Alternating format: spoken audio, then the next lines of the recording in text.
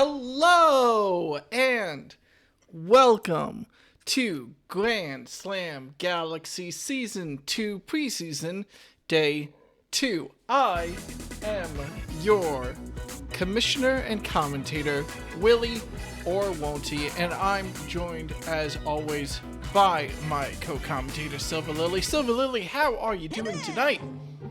I am doing all right, Willie, though I have to admit it is not always, just most of the time. There have been a few times where I've been absent. Okay. I'm joined as per usual Yes, I by am my dynamic. co-commentator, Silver Lily. We have a hell of a play day ahead of us. This is the first time for a second, but last time for now, preseason game of Grand Slam Galaxy Season 2. I am kind of hoping that the sun starts setting so that my light balance gets mildly tolerable on my camera, but whatever, that's fine. For Grand Slam Galaxy Season 2, of course, we swapped up from our series format to a more higher variety playday format, which means that our opponent's day will not be the same as last playday. We're going to see a little bit of a mix of teams, but all the home teams and away teams have still swapped. They're just playing different opponents. Silver Lily, any sort of standout plot threads we should bring up before we head into this playday? Well, I think the most standout one to me is that of the Diddy Kong's Revenge. Closed out our first preseason playday in an explosive fashion, shutting out the DK Wilds for 9 innings and winning 5-0 on Bowser Jr.'s Playroom. We're definitely going to have to keep an eye out for the Revenge. We'll also be looking for some teams who had problems besides that to bounce back. The only real close game of preseason day 1 was actually the Ron Eggs versus the Eggs. Birdo's team versus Yoshi's team, which was game 1 of that playday. Every other game was a little bit of a blowout with two 13-2 scorelines and one 5-0 scoreline, which may not read blowout, but it was on Junior's Playroom. And today, our first game of the day is actually going to feature that team which successfully did the first shutout of the history of Grand Slam Galaxy. We're going to see the Revenge visiting the Monarchs at Bowser's Castle to start off this playday. Now, Silver Lily, what do you think the Revenge are capable of, especially coming back to essentially the same stadium, different time of day, as the Monarchs have picked Bowser's Castle as their home field to play versus the Revenge? I think that this is exactly the kind of stadium they want to play in, especially with the game we saw on Saturday. The Revenge have made it very clear that what they are after are strong defensive games. They've got a few good bats on the team, do not get them wrong, but that is their biggest priority. Good outfielders with good arms and long-term pitching. Monty Mole on the mound is possibly the highest stamina pitcher in the entire league. That Mole will get you through 9 innings consistently unless you are getting blown up across the board. Well, go ahead. No, go ahead.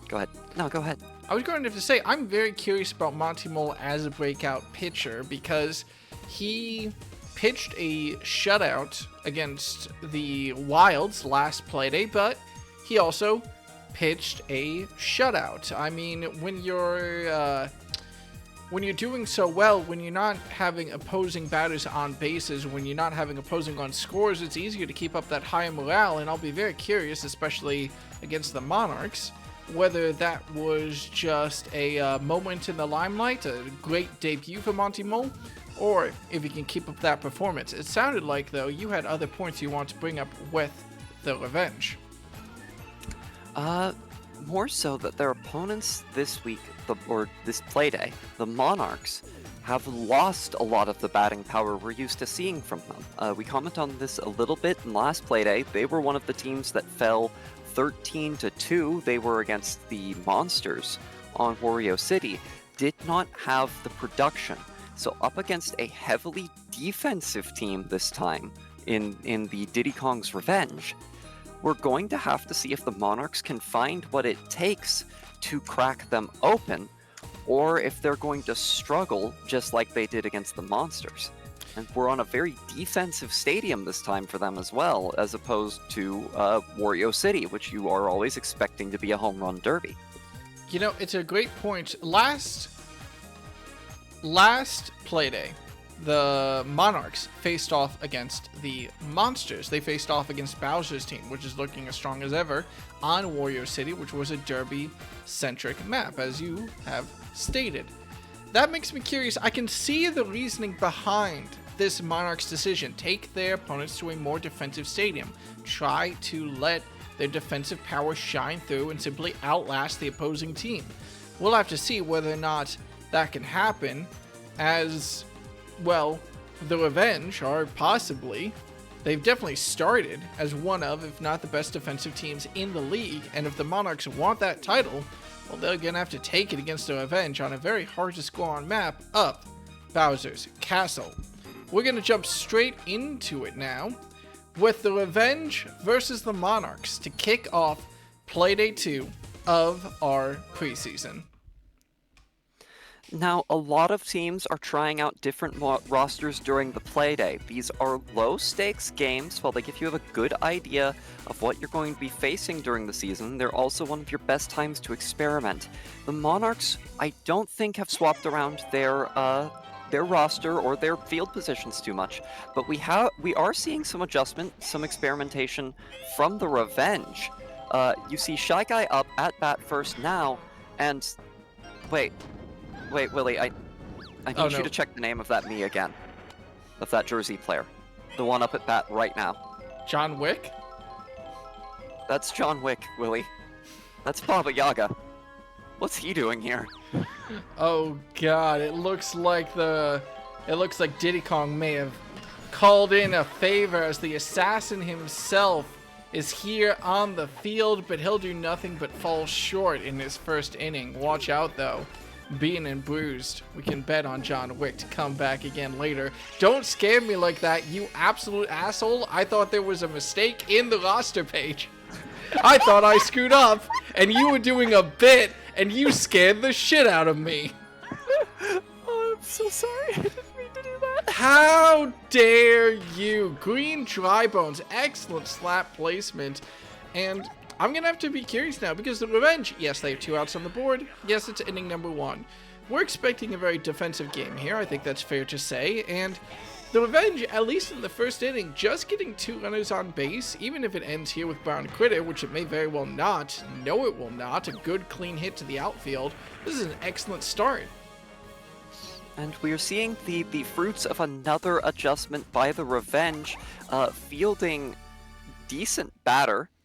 All-around decent batter, Green Dry Bones. The Dry Bones, somewhat underrated sluggers last season. After I sang their praises the entire season, we go on. We sang their praises the entire season, yet only one of them really made much of an impact. Did make it to the playoffs and to the semifinals, in fact.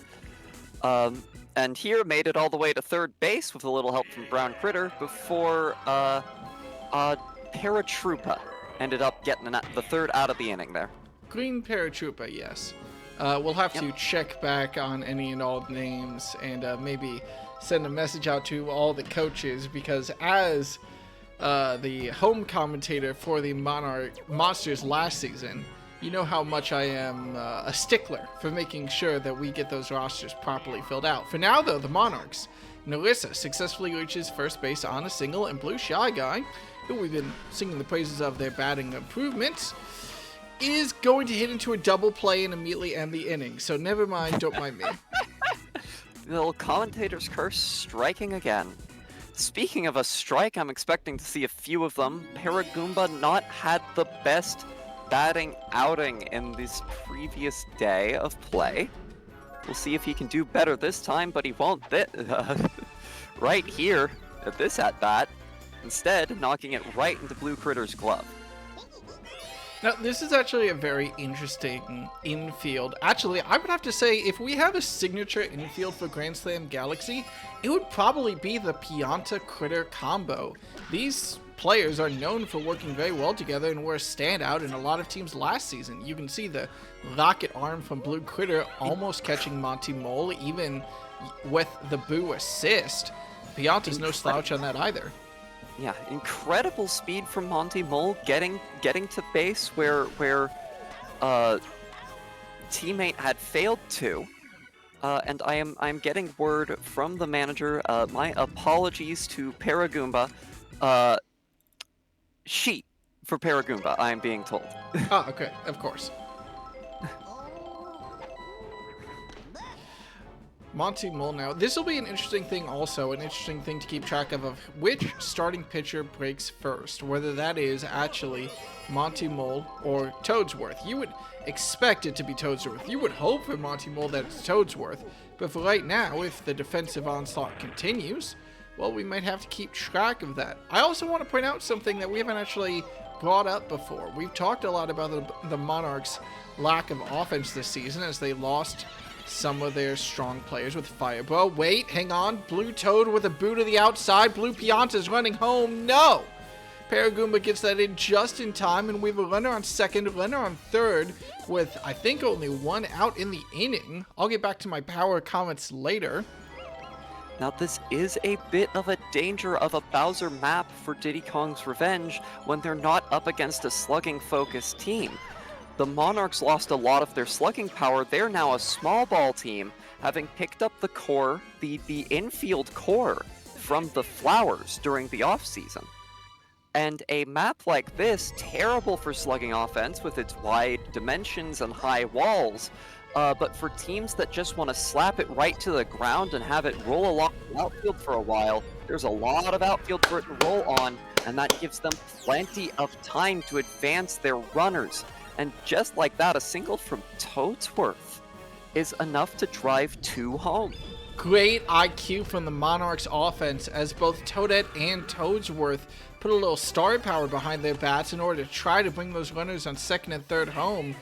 Both of them, well, Toadette got caught out by Brown Critter. Toadsworth, though, managed to find the gap and bring in the first 2 runs of the game. And just like I was commentating, it's Monty Mole now, who's tiring early for the revenge. We'll have to see how long he can last. He did tire in the bottom of, or at the end of the 7th in the game before and still managed to pitch all 9. It is also notable. Oh yeah, no, you're totally right. I am curious about how Toadsworth can hold up as Boomerang Bro, who is a known slugging player, knocks one deep, but Blue Toad and Toadette are there with plenty of time to make that catch. Threat. Just barely able to make the catch. Threat is there, though, as always, from this team. I actually wanted to comment on this earlier. We talked about the Monarchs losing their offensive power. What we didn't comment on, even though I talked about their infield being a very standard thing for Grand Slam Galaxy, is, well, their infield is actually very different. They used to have Boomerang Bro and Fire Bro on that second base shortstop position, which was known to be an absolute menace to many teams in the league. But now with Fire Bro gone and a good fireball allowing Mr. Wick to reach first base, well, we'll have to see whether or not the Monarchs can keep up that infield legend that they were last season with Green Drybones at the bat. Deep hit to right field. This should be caught. Will the runner try to advance, though? No. Runners stay on first and second, though an opportunity will always be there for the Revenge to try to tie up this game as long as this inning keeps going. While Blue Critter and Blue Pianta may not have the same exact infield prowess as Fire Bro and Boomerang Bro now playing for the team the Monarchs are playing against today. I do not want their infield contributions last season to go underappreciated. They were considered one of the best defenses in the league, especially once Blue Critter got a little taste of star power. Bases loaded now for the Revenge. 2 outs, and it is Green Paratroopa up. She's gonna see if she can put or bring someone in with a good ball, probably to the infield. Well, Watch is 1, and it is a strike. Watch is a second. It's another strike. You've got to make this one count, Paratroopa. It is a hit, and it's good out to left field. That will keep the bases loaded. 1 comes in. Green Shy Guy off the bat of Green Paratroopa. She's going to be happy about that one. And it is now a 1-2 game. Toadsworth beginning to tire. Paragoomba now, so Flyers trying to avoid some pop flies here to try to keep this going, but Toadsworth is going to be taken off the mound, and just like that, Monty Captain Peach brought in. Monty Mold breathes a sigh of relief, seeing his competitor step off the mound first. After we talked big about his stamina, you gotta know he was a little worried about being the first one to have to step off the mound today. Oh, A dive missed from Blue dive Pianta. by Pianta, and the Paratroopa, or the Paratroopa Paragoomba power couple. So I'm gonna put it for now, but I'm certain I'll come up with a better nickname later. Have now not only tied the game, but actually given their team a lead. It's 2 still on base, and it's Monty Mole up at bat. Finally, though, something cracks for the Revenge. Peach is going to be embarrassed about that one, but with the Revenge taking a 3-run score, that gives them the lead and will allow them a little bit of breathing room as Blue Critter, the star player in the top of the batting order for the Monarchs, comes up and heads out quickly, grounding out to that boomerang bow at second base. Monty Mole, though, for the first time in the Revenge's franchise history, taken off, and we're going to see Diddy Kong's prowess on the mound. Diddy Kong has really been working hard on his pitching in the offseason, really trying to prove himself here on the mound today. Does immediately give up a single, but we all gotta start somewhere. He's starting it off with a single and a ball. Star pitch, curveball freaks out Blue Shy Guy and allows for something. Second pitch, just a normal curveball though. Blue Shy Guy will make good contact for that one for a single and put runners on first and second. Tying run now in scoring position for the Monarchs, but it's Blue Noki who will have to try to get the hit to bring that home. You can definitely see how the speed of his pitching has gone up due to his training, Lily. He is throwing fastballs Donkey Kong would be proud of, and I gotta wonder if Donkey Kong's a little worried about that. Star pitch will result in an infield fly, which means an out. And that's all. The Fire won't stop that from happening. It's a rule of the league. I'm very curious as to what Blue Pianta will try. We've seen Piantas do bunts, but a good slap caught out by Boomerang Bro, who makes the jumping catch to deny the Monarchs their attempt at tying the game and give them a 1-run buffer heading into the top of the 4th. Peach now facing down the Captain Diddy Kong, and who will come on top this time? Well, 1 strike for Peach. Second pitch. Inside It's a fastball high caught. slapper that's almost certainly going to get caught. Shell coming out. It's just a little bit late. Blue Noki takes the ball, takes the hit, gets the out. Now, Boomerang Bo is always, well, we've seen him try to go for a deep hit this game. Peach trying to give him some weak contact with these curveballs. 2 balls now, and Boomerang Bo does not take the bait. Third one, right to Toadsworth, who has the reaction time still to make that jumping catch and get the slugger out.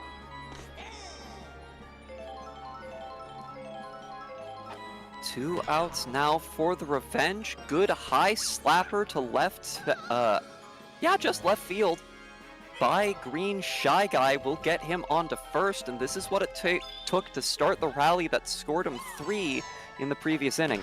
John Wick powers through that Peach star pitch. It's good for a single. Shy Guy safely at third by inches. Now with runners on the corners, Green Drybones with a chance to try to extend the Revenge's lead. Doesn't like that slider from Peach on the first pitch. The second one's a fastball right down the middle though, and they'll get good contact to bring Green Shy Guy home and extend that Revenge lead to 2. That's just what we were talking about. I'm a batter late. I'll save that comment for later. Well, Brown Critter, power behind his bat, and watching a Peach star pitch, definitely wants to try to knock this one out of the park. It's high, but with 2 outs and no item support, excusing a save? No, Toadette will make the easy catch on that one. And Peach already starting to tire. We gotta keep an eye out now on the Monarchs defense as, well, they're 2 runs down and can't let that one slip any more than they already have. Their offense, though, in the focus as Blue Toad charges, and with or without the boo support, it's a good single. Paragoomba still kept her eye on that ball as it went into the outfield, even though it was invisible. And Daboo's not gonna fool Brown Critter. Toadette hits into a quick double play. Something I want to comment on, while we are seeing kind of the end of the Monarchs lineup here, I'm not expecting a lot out of Toadsworth, and it will be Boomerang Bro shutting that down. The adjustments to the roster required to bring in Drybones and the Baba Yaga himself have also left Brown Critter without any friends on the field. Both brown jersey players were taken off of this Revenge roster in order to field this composition you're seeing today. Brown Critter's out there without any chemistry, and in fact a little bit of anti-chemistry between him and Captain Diddy Kong. Oh god, is that true? That is true. Huh. Toadsworth just barely getting to the base before the bomb goes off to prevent any damage. Peach still getting tired, but her team has had her back this inning. They want her to at least get through the 5th. Monty Mole says he does not. A good slap up the center, and that Mole speed will carry him all the way to first. Well, now Diddy Kong trying to keep his team in this inning and does just that. A good slap to right field allows Monty Mole to reach second, and now with a runner on first, runner on second, 2 outs. Boomerang Bro, he's gone for deep hits already, but that's a little too low to be deep. It is good enough, though, to allow Monty Mole to get a little bit too greedy and be caught out running home. The Monarchs lock down their defense this inning and keep the Revenge scoreless at the top of the 5th. Stop the Revenge from scoring at the top of the 5th. I don't want to imply that the Revenge have 0 runs right now. Still, the Monarchs at batter number 9, Peach, well, she gets out very quickly, and they still have a 2-run deficit to make up. Despite their impressive defense, they got to start putting some offensive runs on the board, and who better to do it than Blue Critter? You are absolutely right about that, Willie. Unfortunately, I may not be able to provide much commentary for a little bit. The ghosts in my broadcast booth are getting a little restless. Okay. Well, a big pop fly for Brown Critter after Blue Critter after he doesn't get much contact. Narissa will try to make up for it, but a big foul ball from her just lands foul, and now she has to face another deep curveball from Diddy's star pitch, which guarantees a strike. 2 strikes now against her. Slider caught with a slap. Pow block doesn't save her though, and the Revenge keep on the strong defense, keeping a 4-2 lead.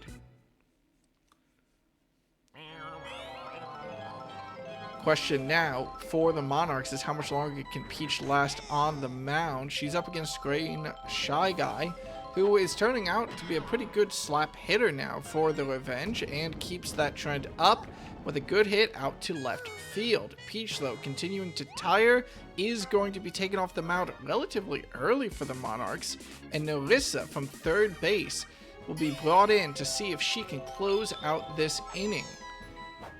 Slider hit square by John Wick, but since the shell misses, looks like a runner on first, runner on second, rather than some bigger damage as Green Drybones comes up to bat. 0 outs now means that Narissa is in a hell of a dangerous position. Poltergeists have been appeased, and I am back in with my mic plugged in, Willie. Now, what I was going to talk about, we mentioned earlier with John Wick. He said, beaten and bruised, we know he'll be back, and he certainly has been. Every single time he has come up to plate since that first inning, he has gotten at least a single, and twice now he's been batted home. Well, Brown Critter's great hit out to center field will allow John Wick to just barely make it safely home. And the Boogeyman is in full effect thanks to an assist from Brown Critter, extending the Revenge's lead now to 4 in the top of the 6th.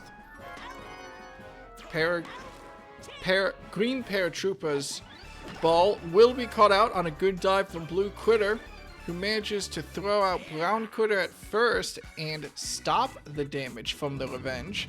And now the Monarchs, again, responsibility on them to respond, as they have not been in the lead or even in a tie ball game since 4 innings ago.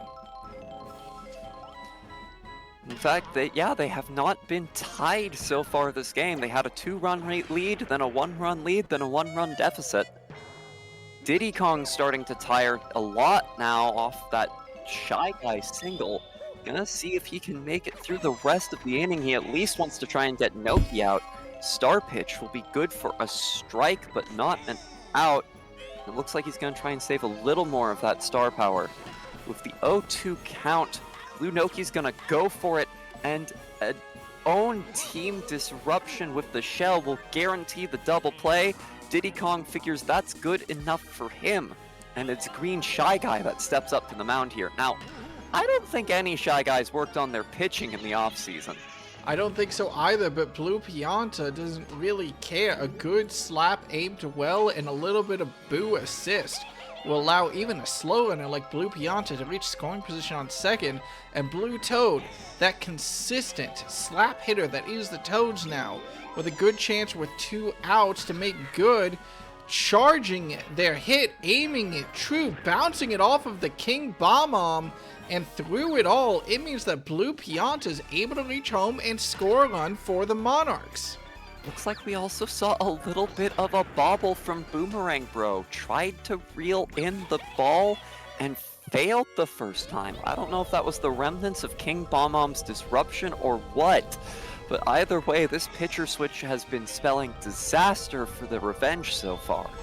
Well, Green Shy Guy will have to get their act together, and Toadette will make it a little bit easier for them. A weak slap to Brown Critter at shortstop will get the 3rd out of the inning. The Monarchs put a run on the board, but they're going to need 3 more in 3 innings if they want to tie this ball game. And in order to even get in that position, they're going to have to shut down this Revenge offense, starting with Paragoomba. Narissa must have stepped onto the mound while I was dealing with the ghosts. I didn't even notice. Oh, unfortunate. This bit is incomprehensible to anyone who doesn't know the context. I don't even know the context. Which is my point exactly. Oh, the pow block there was actually perfect. Paragoomba floats in the air. She is going to be completely unaffected by that. Great item usage, puts runners on the corners in what could have been an out or a double play situation. But Diddy Kong hits into a double play anyway. Honestly, most second basemen in the league, that would have been a solid single to bring one home, but Blue Critter makes that diving play and keeps the Monkeys off the scoreboard this inning. Sorry, I defaulted to saying Blue. Boomerang Bro, though, with an excellent shot just up the first baseline. I have to double check all my words this call. Doesn't matter though. Yeah, you are absolutely right. I should not write off Blue Critter's skill there. As I was saying earlier, one of the best infielders in the game absolutely shut down the offense of the Revenge. Unfortunately, his outfield wasn't quite able to do the same thing. The Revenge will tack on one more run in this inning, and the Monarchs are now trailing by 4. They're also at the bottom of their order, basically, with batter number 8 of Toadsworth coming up, and we don't expect much from Toadsworth or Peach offensively. They're very good defensive players, but offensively, well, they are them.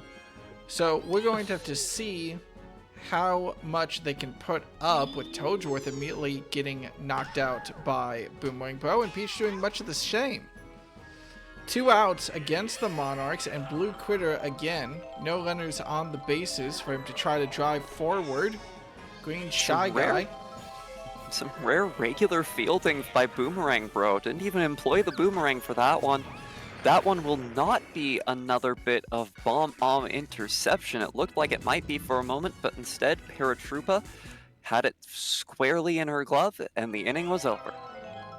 So that'll put us at the top of the 8th, and the Revenge have extended their lead to 4 runs with John Wick absolutely clinical shot landing just fair for a single.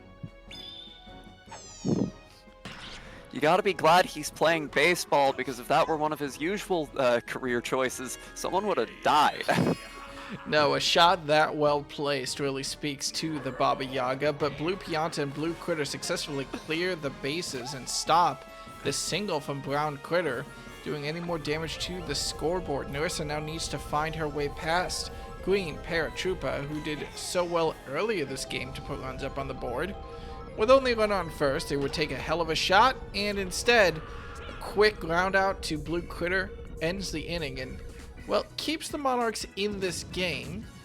They're at batter number 2 in their lineup, so their best batting is yet to come. Well, actually, their best batter would probably be batter number 1, Blue Critter. So we'll have to see what Slap Ball can do for them. Narissa faces down a deep slider, slaps it beautifully, and just manages to keep it out of Green Paratroopa's glove for a single. I just want to point out the laser that is Paratroopa's outfield throwing arm.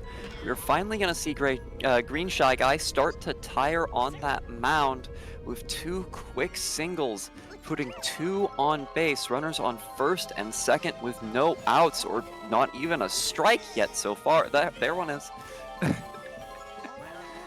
Now, anything can happen. Ooh. No. That is a catch by Paragoomba in the outfield. Narissa not going to try to take advantage of it and run to third. There was a little bit of hesitation there, but plenty of time for Paragoomba to get it in to stop the runners from advancing. Blue Pianta, though, is a great slap hitter, the type of person you would want in this role, and that's exactly why. A good slap hit lets the bases be loaded. Had to find my way through that sentence. Guy wants to try and hold it down for their team. Going to keep pitching, trying to make it through the Toad core of the Monarchs offense. And Blue Toad's gonna make sure that happens with a line drive right up the first base line that Diddy Kong makes the jumping catch for the instant bases loaded double play. That was a great opportunity for the Monarchs, and unfortunately for them, I don't think they're going to have an opportunity that good for the rest of this game. Paragoomba now, top of the 9th, will manage a good single, despite, honestly, some relatively fast outfield throwing. But as Narissa starts to tire, she doesn't have that much further to get. Monty Mole now, runner on first, 1 strike. Opportunities abound for the Revenge. Pressure must be off at least, but Blue Critter makes the diving play to get that double play and clear the bases. I think something that is a... Let me retry that. That sentence didn't start the way I want it to. Something I really want to point out here is the story in the star meter this game. The Monarchs is full. The Revenge is almost empty. They have almost a full bar. But they don't even have a full bar. They have been using so much more of their star power, and it has been working better for them than the Monarchs' strategy of conservation. Well, hopefully the Monarchs will turn that around. They've got 4 runs to make up and are arguably in the worst part of the batting rotation to do it. Bat number 7, Toadette. Good hit out to right field. Actually, we'll get him more than a single as Monty Mole misses it. Fire interferes. Will she go for third? No. She'll settle for the double very wisely. And we'll have to see if Green Shy Guy, he's staying in against Toadsworth. Batter number 8. Good attempt at a single up the middle. It's caught, but Toadette has the wherewithal to turn around and stop herself from getting tagged out by Boomerang Bro. That means it's up to the Captain Peach to set up a great situation. And talk about star power, how about a star hit? Excellent, lovely kiss stunning on the bat. Look at three. that. That'll be good for a double. The bomb from King Bob-omb makes it, or was that from a cannon? I didn't notice. That was Either from way, King it's Bob-omb. good for a triple. An RBI triple star hit by Peach. Those are so rare.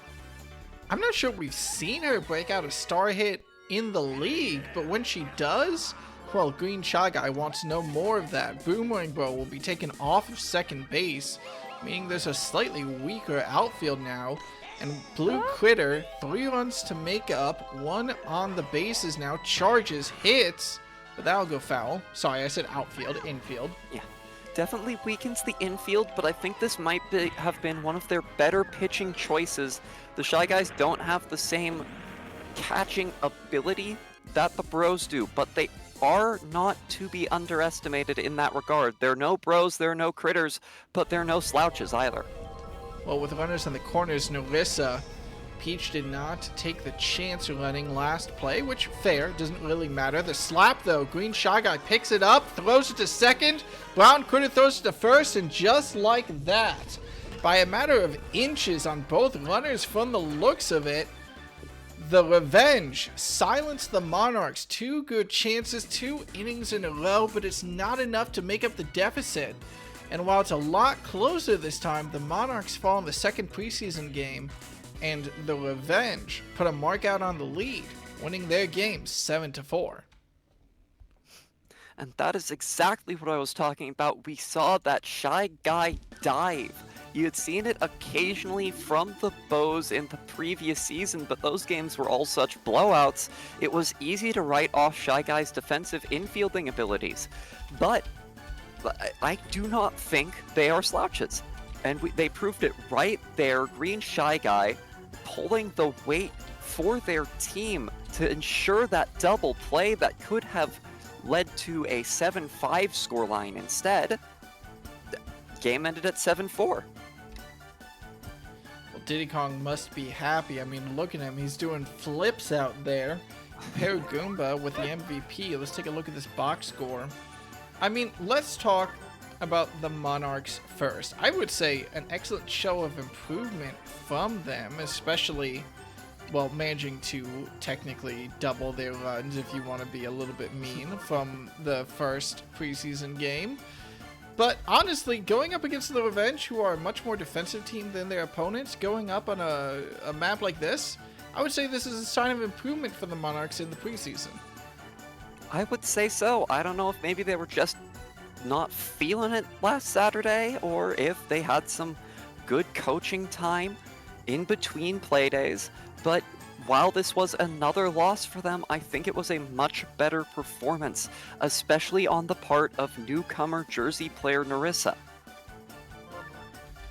Meanwhile, the Revenge, I mean, well, we've seen them 2 games in a row put up a relatively impressive performance. You had asked me, I would have been maybe a little bit concerned. Where does the Revenge roster fall? They've got a bunch of new players, Green Paratroopa, Monty Mole, Paragoomba. Like, where do all these players fit in? But with the extra power from Brown Critter and Boomerang Bro, Diddy Kong seems to be an excellent locker room leader. This is looking like a team to beat heading into the regular season. What a story that is. This was a team put together from a couple star players and the scraps of the league, and they are making a name for themselves right away. Well, excellent performance from the Revenge to start off their preseason. Of course, all of this amounts to, well, not much, but scraps on the floor. As the preseason comes to a close for the Revenge and the Monarchs, the Revenge will have to look to execute when when the ball game actually matters, when our season starts. The Monarchs as well will have to take these preseason games, break down what went wrong, and try to improve themselves to have a good start to their regular season. Talking about teams that had a good go at it, talking about teams that had a bad go at it, actually. Last play day, we got two teams that lost their first play day, as our next game is going to be the Eggs, who fell 2-13, playing against the Dante's Infernos, and the ever-promising Wilds, who fell to the Revenge in that shutout 5-0 scoreline. Now, we've gotten some late revisions from the Wild's manager that I'll have to go through and fix real quick to make sure that everything is good and that they are ready to play. But while I'm doing that, why don't you tell me about this Egg squad and what you see coming from them this game? Eggs, Willie? That's the Flowers. You're right. Please excuse me. Tell me about the Flowers. Well, I don't think it is a secret that near the end of the season, especially, I was something of a Flowers fan here in the commentator's booth. We all were. I really enjoyed the story of their turnaround, and while they not... Is that a bomb? Since when did Miku get back? Miku was on this team last game too. No, it was Tato. You're so right. It seems we have a printing error today. It is in fact Tato that's playing. I saw that it was a pink jersey player, and I may have scribbled something down a little bit too quick. If it helps you feel any better, that is not the only error, as someone is still, else is still sitting busy out. with her music career, which again we wish her the best of luck with. We hope it goes well. We miss you here in the league, Miku. I was just so stunned to see her there. So let's talk about the Flowers. I thought they had an excellent turnaround storyline at the end of last season. They ultimately fell to the Rookies in the semifinals, and the Rookies would go on to win it all. All in all, especially considering how the Flowers had played in the CPU Classic, they have been on an impressive underdog streak. But it seems their early season woes are following them once more in this preseason. We talked about it just a little bit before going to the roster view, which needs some adjustments. They fell 13-2 against Dante's Infernos in Yoshi Park. Now, I think there's still a lot of talent on this team. They still have the Daisy Chain that put up such great production for them last season. They still have Luigi and Daisy, some of the best pitchers in the entire league. They've got that Yoshi core outfield. Not strong offensive players, but great defensive ones. And I think they've been able to prove that in most of their games. They are lacking their amazing infield that really helped keep games controlled last season. That infield we were just talking about went over to the Monarchs, Blue Pianta and Blue Critter. Now, the Flowers have picked up another Critter in order to fill Blue Critter's big shoes, but they've also picked up... How do I talk about K-Rool? Okay. How do I talk about King K-Rool? This is a player who, for his career in the Galaxy League, has had a lot of expectations placed on that crown of his. And to every fan out there, it just feels like he's not living up to them. to the point where we, and I especially, have referred to him as being on fraud watch. Listen. Now, they've given him their star power this game. The Flowers are saying they believe in K. Rool, and they want the rest of the league to believe in K. Rool too. Someone has So to we'll believe have in to K. Rool. Huh? Someone has to believe in K. Rool. So we'll see if the star power is enough to take those far field outs and turn them into 2 or 3 run home runs. I think that's what the Flowers are hoping for today, and they're up against the slugging specialists themselves. Tell me about the Wilds, Willie. Well, the Wilds had a little bit of a rough showing against the Revenge last playday when they fell 5-0. We've been placing a lot of expectations on this team as well. Donkey Kong and Hammerbro, by far, 2 of the best batters in the league last season. If you talk about Donkey Kong choking again, I'm going to chew through a brick. Have joined forces onto the same team. In theory, this should be an unstoppable offensive powerhouse, especially with, at this point, surprisingly enough, tertiary hitter Funky Kong on the team. We should see power, power, power. But they went 0-5 against the Revenge. Nerves maybe, as Donkey Kong had to go up against his cousin. Now they don't have that excuse. Now they have to break through the Flowers. They've reformatted their team in, I would say, a pretty impressive way at this point. I like their outfield. I like their infield. I love their batting rotation, actually. And the way that it sets up these power hitters with just a couple of slap hitters beforehand, and as much synergy as they can manage through that rotation at least. We'll have to see whether or not it works out for them. Star Power also being moved onto Donkey Kong to help with that immense batting potential.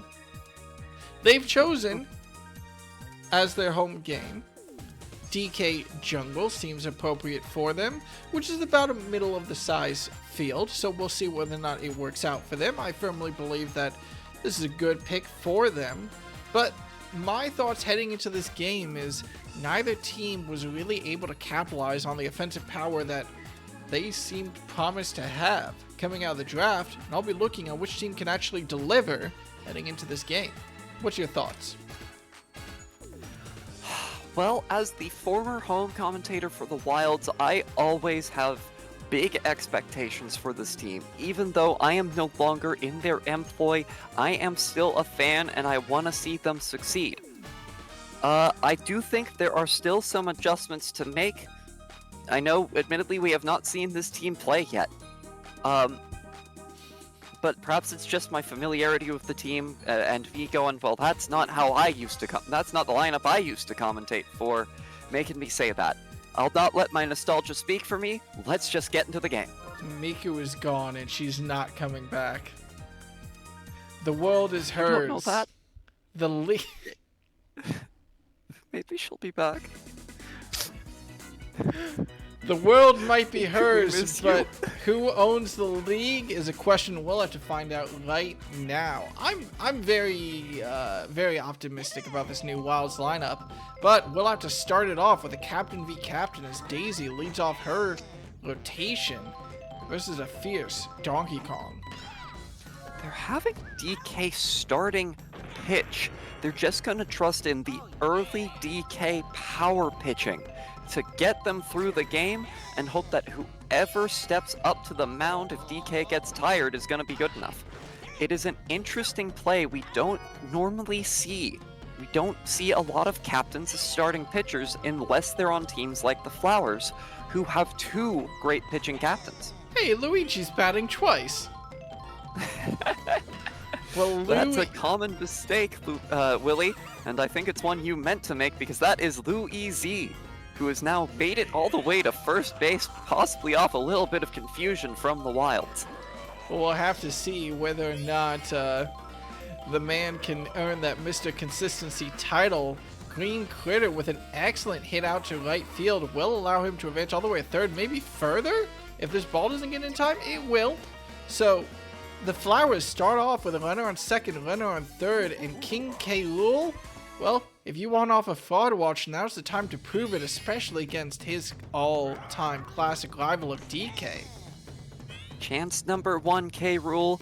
Do you take it in those big crocodile jaws? Oh my god! It's gonna be a high and far hit, and it is a 3-run home run. Willie, do you think that's enough? A Is he 3-run off the homer? list? Okay, it's one at-bat, but the man one at-bat. scored a 3-run homer off of a DK star pitch that has terrorized this league for so long. I thought it was just a fastball. I didn't think it was a star pitch. No, that was a star pitch, wasn't it? I'm looking out at the audience to see if anyone is signaling whether or not that was a star pitch. I could have sworn that was a star pitch. Oh, yep, we're getting word it was a star pitch. I just have a short-term memory loss, I suppose. It's the ghosts. It's the ghosts. Still, the Flowers, if you want to talk about who's bringing up batting potential first, the Flowers strike hard with that 3-run homer. Now it's up to the Wilds to try to respond. Their first batter, Tato, doesn't get a lot of luck, getting knocked out quickly by Green Critter at that shortstop position, and now Dixie Kong will have to try to get on base. Much as I love Tato, she certainly had her ups and downs as a player while at the bat. Same with Dixie Kong, though a bobble from Critter is gonna aid her, allow her to get to first base. We might see a return shot from Donkey Kong here. Star Slugger responding to Star Slugger, but no, he's gonna settle for a slap, and that slap's actually going to be a quick out. Quick legs from Baby Daisy in order to secure that one. We don't normally see DK go for slaps. We're used to seeing him go for grand slams, but, well, I guess that's all he wanted. It wasn't anything that he got, though. Baby DK following that up with a deep pop fly, easy catch from Baby Daisy. Means that there will not be a lot of luck from the Wilds at their first plate appearance, and their job will be to play catch-up as we head into the second inning. Flowers coming in strong while the Wilds still appear to be a little shaken from their game against the Revenge. Captain Donkey Kong back on the mound now is gonna have to tamp his nerves down. He's got a little bit of an easier part of the lineup to pitch through, but you thought you were confused when you saw Luigi hit twice in a row. Wait until it's Daisy hitting 3 times in a row. Well, Baby Daisy will have to figure out the reaction speed to slam these DK fastballs, and she does just that. Excellently placed shot out to left field will earn her a single. Now let's see. This isn't Daisy, this is JC. Now pitching against a DK star pitch, tried to, but whiffed. I think that's for her better, to be honest. Second pitch, a fastball is caught out by Hammerbro, and Baby Daisy doesn't have the experience to turn around in time. She'll be caught out by that double play, and the Flowers get shut down quickly. That's right, the Daisy Simulacrum has staked a claim to her own identity, but that hasn't helped her batting any. It'll be Daisy herself bringing up bringing up the rear, first at bat for the next Flowers at bat. But first, we're going to see the Wild's second attempt at scoring some points, starting with Reggie, formerly of the Spitballs, running all the way to first base. Funky Kong now, who has always been maybe a little bit inconsistent, but when he hits it out of the park. We'll have to see whether or not he can step up. With Reggie on first, he watches 2 balls from Sub-Captain Luigi, hits the third, good line drive that Pink Yoshi does not react to at all, and not only allows it to touch the grass, but also allows Reggie to advance all the way to third. RBI chance now for slap hitter Gray Shy Guy. We'll see if it can find purchase here. Good plate discipline, watches the first curve from Luigi, charges up for the second. It's high, good placement is going to send it into center right field. And field interference is going to turn what was a solid RBI single into a 2 RBI triple. Wild strike back, don't quite tie it up, let alone take the lead, but they've turned a 3-run deficit into a 1-run one. off the bat of Gray Shy Guy. Good opportunity generated for them. If they want to keep this inning going, it'll have to be from Tiny Kong. Not a lot of risk with 0 outs on the board, even if she somehow turns this into a double play. I really thought there was going to be a double play for a second, but no. Critter snags her ball out of the air. That's the first out of the inning, but you want to talk about Grand Slam hitters. You talk about Hammer Bro. Easy MVP for last season. Charges up and doesn't have a lot of luck this game. Or at least this at bat, as he hits it straight into the waiting glove of Daisy. Will anyone be able to save Gray Shy Guy from third base, or will they stay stranded? Why did Tato's name have a question mark on it? Because she's... Has that always been there? That's always been there, yes. That's always been there? That's always been there. She's Tato? Not feeling the most confident about her me form, but I assure you that is Tato. Now, Captain v Captain for the first time of Second this time. game. Second time? Have we already seen Daisy bat? Daisy is the first batter in the lineup for the Flowers. She started off this game versus Donkey Kong. How did I miss? I'm thinking of the Flowers last season, who had her batting ninth. I think she was batting first for a majority of that season as well, but it doesn't really matter. Majority of that season, but not at the end. Not once the Daisy chain was instituted. Well, at least right now, Daisy and Luigi have not been able to do any offensive success. First time they tried, they both got out. Second time they tried, Daisy manages to hit a single, but Mr. Consistency fails spectacularly, hitting into a double play. And Luigi isn't able to clean that one up. He'll hit a nice pop to right field, fielded easily by Tato. And the Flowers go scoreless in the third. This remains a one-run game.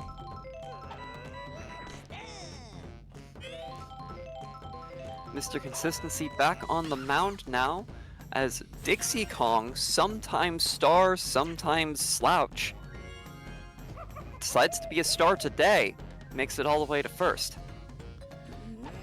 Now we're going to see our first charge hit from Donkey Kong, and it is a line drive that will not go out of the park high walls, though I think on most parks that wouldn't have been a home run.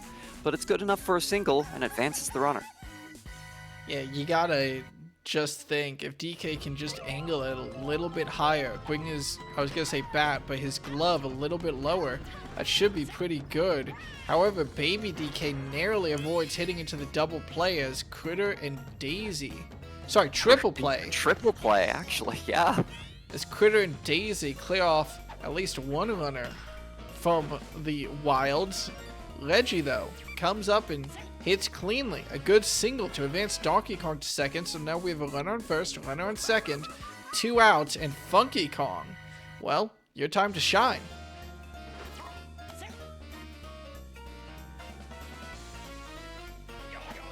Sunglasses on, count Charging going. up.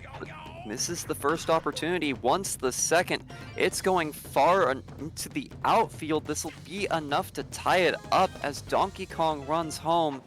Funky stays on first. Reggie goes to third. Runners on the corners, tie game with 2 outs. Responsibility falls to those Flowers. They've lost their lead, but can they at least keep it tied? Gray Shy Guy is as good an opportunity as any to stop the offense, but, well, we've seen Shy Guys hit pretty well recently. With runners on the corners and a star pitch from Mr. Consistency, well, it'll go foul. Put him up to 2 strikes. Curveball caught. It's light, but it's just good enough. Funky Kong almost, just walked off the bases there and got caught. But still, the Wilds bring in run number 4 and advance into a lead in this inning. Mr. Consistency starting to tire as he now has to face down Tiny Kong. And he's seen this batting order go around a lot faster than he wanted to. Gray Shy Guy has been doing a lot of damage to this Flower squad. Are the ghosts your cat? No. Okay. Well, Tiny Kong with a good slap hit loads the bases at 2 outs. I don't remember if this was a classic Wilds 2-out rally or not, but still loaded bases against a tired pitcher. Hammer Bro, 2 outs on the board. If you want to see a batter earn their keep in the preseason, now's the time. Good contact, knocks it deep. It'll be a toss-up. Is this too high? No! It is not. The Flowers save themselves from a dangerous 3-run home run. Grand would slam. have extended it to a grand slam? Bases Did were I loaded. miss Tiny Kong? I must have missed Tiny Kong getting on base because Hammer Bro stepped up and they already had 2 outs. Yeah, that would have been a grand slam. Save themselves from a very dangerous grand slam that would have extended it to a 5-run lead and keep themselves in this game. Well, it's a very dangerous part of the Flowers rotation now as Critter knocks a very good slap to earn himself a single, and now we really know whether or not Fraud Watch ends as K-Will steps back up to the plate. He's sells for a slap. I think he's got to stay on the list. As someone in the crowd put it, he might not be on Fraud Watch, but he's definitely on Fraud Warning. Okay, of all the things to have happened to him, a slap being too powerful is one of the lesser complaints that we could have. Still, though, it doesn't help his team. Sure. It's Red Yoshi who actually manages to get on base. We're gonna have to get these players' names at some point. Pink Yoshi. Pink Yoshi hits into a double play. As I was going to say, a slap being too powerful is actually a fairly common folly for players in the Galaxy League, taking what could have been good singles and turning them into easy outs. But now it means that in order to get back to the dangerous part of the rotation, the Flowers have a lot of batters to go. Meanwhile, with spread out deep hitters, the Wilds have good chances to try to keep advancing it down the scoreboard. Tato will keep that power up with a good single out to left field. Luigi starting to, still tiring. He's going to try and use some star pitches to navigate his team through this situation, and it's good for a double play as Dixie Kong hits right into the glove. Well, not quite right. Critter did make a dive for it. That quick arm beat out Dixie Kong's quick legs. That'll be Luigi signing off for the game when it comes to pitching. Oh my Captain god! Daisy steps up. And Donkey Kong yep. shows everyone he still has it with an immediate first pitch of a fresh pitcher. Buddy jump didn't matter. Home run out of left field. Yeah, I don't think that there's any batters that can do it quite like Donkey Kong. When he's got that star power behind him and he manages to just do any amount of contact, that's a quick home run. Baby DK tries to replicate it, but doesn't have the muscle mass just yet, as his high hit will simply be caught out by the Flowers outfield. And it's a run for the Wilds off a single shot homer from DK, but disaster again kind of averted as Luigi managed to get the bases cleared right before Captain DK stepped up. That could have been much worse. As again though, 2 innings in a row where we're looking at the Flowers and we're saying, wow, that was barely dodging disaster. I don't know how much longer they can keep this up. Well, That is what they are looking for right there. While that may have been a good DK star pitch that Baby Daisy ended up hitting right over to third base, it is enough energy off Donkey Kong to start to see him tire. And now the end of the daisy chain coming up, 2 outs on the board, but a tiring DK on the mound. Daisy's gonna try and make something happen. Instead, hits it right out to Hammer Bro's shortstop position. And you know how it goes with the Bros, he reels it in. Still though, we know that the Flowers, they have one incredibly dangerous section of their batting rotation. Now it's up to them to stop the ever-dangerous presence of the Wilds batting rotation. First batter goes pretty well for them as Reggie, again caught out by Critter, who is locking down that shortstop position. And Funky Kong, who hasn't had a lot of luck as a third string batter for the Wilds. Well, first hit goes foul. Second hit will have to get through a Daisy Star pitch if he swings, and he does. No item support. There's no item support, so this is a guaranteed out. Field didn't see fit to interfere with that, and for one of the first times in a while, Gray Shy Guy steps up to the plate with nobody on his team to bat in. Guess that takes away his clutch potential. Nothing to clutch, just hits a Daisy Star pitch right into the waiting arms of Luigi. Daisy definitely saying, you're out, get my man on the mound. Mr. Consistency back up, though he hasn't had any success so far this game, so he'll have to earn that nickname back, and it'll be a long time going. He has to be bailed out by a very well-timed green shell to make sure that he reaches first base on a single, but still, when you need an item to reach base, that's a problem. Luigi, though, he's up next. He's had a little bit more success than Luigi this game, and a good slap, well aimed, allows Luigi's on the bases, unsure about the field interference. Manages to make it back to second base, but that was a risky play by him. I just noticed that the dugout has critter statues above the above it, which is cute. Now though, Donkey Kong finally taken off the mound. He lasted through the top of the 6th, and Reggie from behind the plate is brought up to try to close out pitching. Critter though hits it too low, and Baby DK is able to jump up and snag it for a double play.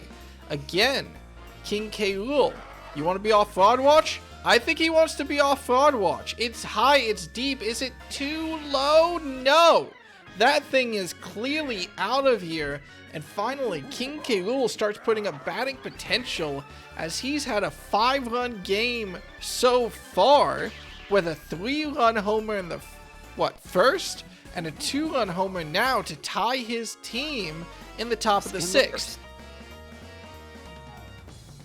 And that will take some of the pressure off this Flowers squad. They know they've gotten through the best pitcher that the Wilds have. Red Yoshi, unable to continue any sort of rally, will hit it out over to Hammer Bro, but it will mean the teams are tied 5-5 going into the bottom of the 6th. And DK, that cannon of an arm, like you keep saying, is now off the mound. Tiny Kong tries to power through a Daisy Star pitch, but you just can't. Without item support or field interference, that will always be an out. That's 3 outs now in a row off of Daisy's star pitch, but Red Yoshi and Baby Daisy have to do a little bit of teamwork to make sure they snag that Hammer Bro ball. No risk of flying out of the arena from Hammer Bro's, I was gonna say bat, but hammer, I suppose. Still, good fielding from the outfield will keep their spirits high. And that means that there's no runners on in the bottom of the 6th with 2 outs as Tato comes to the plate. And another star pitch from Daisy. She's really letting these things fly. Let's hope that for her sake.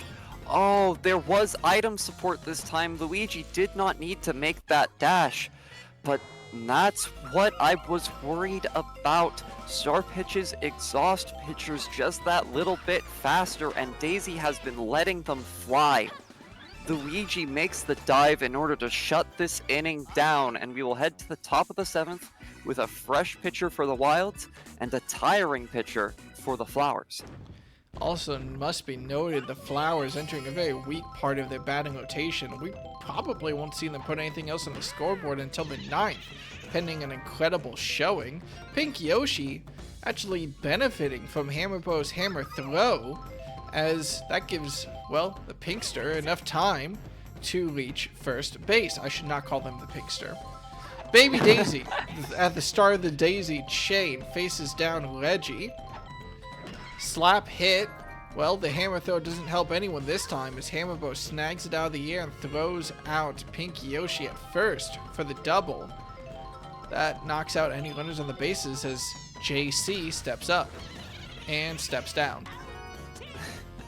The Daisy chain has not had a lot of luck this game, Willie. It has really just been that fraud watch bat of K. Rool carrying the team, obviously with some help. You can't bat in a run with nobody on base except yourself. He's only completely responsible for 2 of those 5 runs, but he bat in all 5 of them. Okay. That is the most... Okay. Saying he's only responsible for 2 of the 5 runs after He's only completely responsible. I'm saying that obviously no batter can really just do it by themselves. That is the commentary of a hater. That is the commentary of a certified K-Rool hater. Man bats in 5 runs and you don't want to respect the hustle that he's put in. I am trying to give acknowledgement to the rest of his team who had to be on base for him to bat him in. I am saying K-Rool has put his team on his back almost entirely. I think you just don't want to respect a man who's coming up from a hard situation. To make sure that's a tie. I cannot believe it here. Run on first, run on second, and finally Funky Kong tries to step up. I don't think... This one might be too high. No! It's barely in range of Red Yoshi to pick that one out, and Baby DK and Reggie will be kept honest at first and second. 2 outs now as... Well, we have to see if the Wilds are able to bring home this potential, or whether they fail to cash this check. I am trying to turn around my commentary on K. Rool, and you are not giving me the opportunity. Try harder. No! You know what? Fine. If that's how you want it to be, I am a K. Rool hater. I hope Shy Guy hits a home run. He's gonna try to with a star hit that's aimed beautifully up the third baseline. A barrel comes in from out of nowhere, and the single allows one runner to touch home, and Reggie's kept honest at third. I can't. Did you throw that? Who fired the cannon, Silva Lily? Who fired the cannon? I no longer work for the Wilds. Well, their luck will run out. I have nothing to do with that organization anymore. You'll have to ask them. This is their home stadium. Their luck runs out on that at-bat as Tiny Kong knocks it straight to Baby Daisy in center field. It means that their momentum is stopped, but their momentum carries them into the lead, as now, at the top of the batting order, it's up to the Flowers to respond. They're guaranteed to see that new, maybe star hitter of K-Rool before the game ends. But, well, can they make it a little bit less heavy on his shoulders? Daisy hits a good single to reach base. Luigi wants to bunt to try to advance her. Let's see how that goes. It's a bunt. The boo is good for that, but the foul is not. You need a better angle, Mr. Consistency. So he's gonna try for the charge hit. It's high, but it's not out, and the shell is late. Won't even advance the runner. That means now that we've got 1 out on the board. Daisy on base. 3-2 batters left. We've got Louise and Critter before K-Rool steps up, and Louise will at least make sure there's a second runner on for right now with a good single. Critter needs to not fumble this opportunity for the Flowers. Gotta watch out for a possible double play, but a charge hit deep. This will be caught, but that means that we have a very interesting situation. Neither Daisy nor Louise will try to advance off that shell interference, and that means that the fraud himself, K-Rool, fraud no longer, maybe. 2 outs on the board, runner on first, runner on second, 1 run deficit, contact, deep but not deep enough to be out of this park, root interference. The roots of the tree are interfering, and we're gonna get the cousin combo to put it back in, but it is too late as Daisy runs home and the game ties once again. Good enough to at least tie the game, but I think a little bit less power than, well, people who are watching this man might have wanted from him. Runners on the corners. Red Yoshi did, I believe, reach base on his last attempt against Reggie. Now with 2 strikes, will the inning come to an end here? Slap? No. Baby DK grows into that one. Snags the 3rd out. Go ahead. I was just saying, you had asked, will the inning come to an end here? And then you said no. So I'm like, well, yes, it did. I K-Rool understand. back up on the pitcher's mound. Hammer Bro, it's not one of his signature home runs, but it is a line drive out to left center field. It's good enough for a single. You gotta wonder. Actually, you gotta fear for the Flowers. Despite being a tie ball game, I would say they're definitely at a disadvantage here. K-Rool and Critter both. I don't think we'll see the batter's box for the rest of this game. But with DK up next, he's guaranteed to get at least one more at-bat before this ends, and it will be this inning. As Dixie Kong hits a good single off that ball up the middle, DK has the possibility to give a 2-run lead heading into the 9th. Deep hit. Will it be too high, or will Baby Daisy and Pink Yoshi manage to snag this one? It's far too high. 2-run homer for DK. K-Rool might be able to escape fraud watch off this game, but DK remains in that MVP contention. Off a good homer when his team needs it, a 2-run lead at least. K-Rool is getting frustrated with that one. He'll be taken right off the mound. Never underestimate the power of that boxing glove. His home runs might not have been as... What's the term I want to use? As showy as K-Rool's. Not as many people on base, not as many points scored, but he has now put up as many home runs, and he does it when his team needs him most. Boo interference and some barrel interference will prevent Red Yoshi from making that catch, and Baby DK gets a double. Now it's up to Reggie if he can bring in Baby DK. No, the inning will end there for the the Wilds. I almost stopped myself, but no, they're the Wilds now. And question is, can the Flowers put up anything when their best batters are behind them? It's been an admirable performance so far, but someone needs to touch home plate. Not off just K-Rool's bat. It won't be Pink Yoshi's. He quickly grounds out to Hammerbow. 2 out to separate the Flowers from the end of this game. It is up to the start of the daisy chain to determine whether or not we might still see the bottom of the 9th inning. Some shell interference there is just barely enough to get Baby Daisy to first base. Hammerbro had a quick recovery, but Baby Daisy was just a little bit quicker. Pow block now not fired, as Baby DK catches the ball off the bat of JC and quickly turns it over to Captain DK on first. The game is over with the Wilds winning by 1 Donkey Kong home run. And of course, MVP honors over to the man himself, the man in the tie, Donkey Kong Bonanza, out now on Switch 2. But Are we sponsored? no, I've just been playing it, and it's pretty good. Oh, Now, cool. DK Wilds prove themselves to be an excellent batting team. I want to point out something here. First of all, great game from both these teams. Both their sluggers came excellent up. Game. Both Excellent game. Both their sluggers came up huge. I think that K-Rool can be firmly removed from fraud watch as long as he has that star, what's the word I'm looking for, investment in him. Question is whether or not he'll prove that's worth the investment. It's not enough for this game, but still, I have to also point out real quick, despite the incredible slugging potential from both these teams, this isn't exactly a high scoreboard, is it, Silver Lily? Not compared to some of the ones we've seen. Heck, last play day, we saw higher scoreboards from small ball teams. Yeah, no, I mean, last Playday was a little bit of a wild game.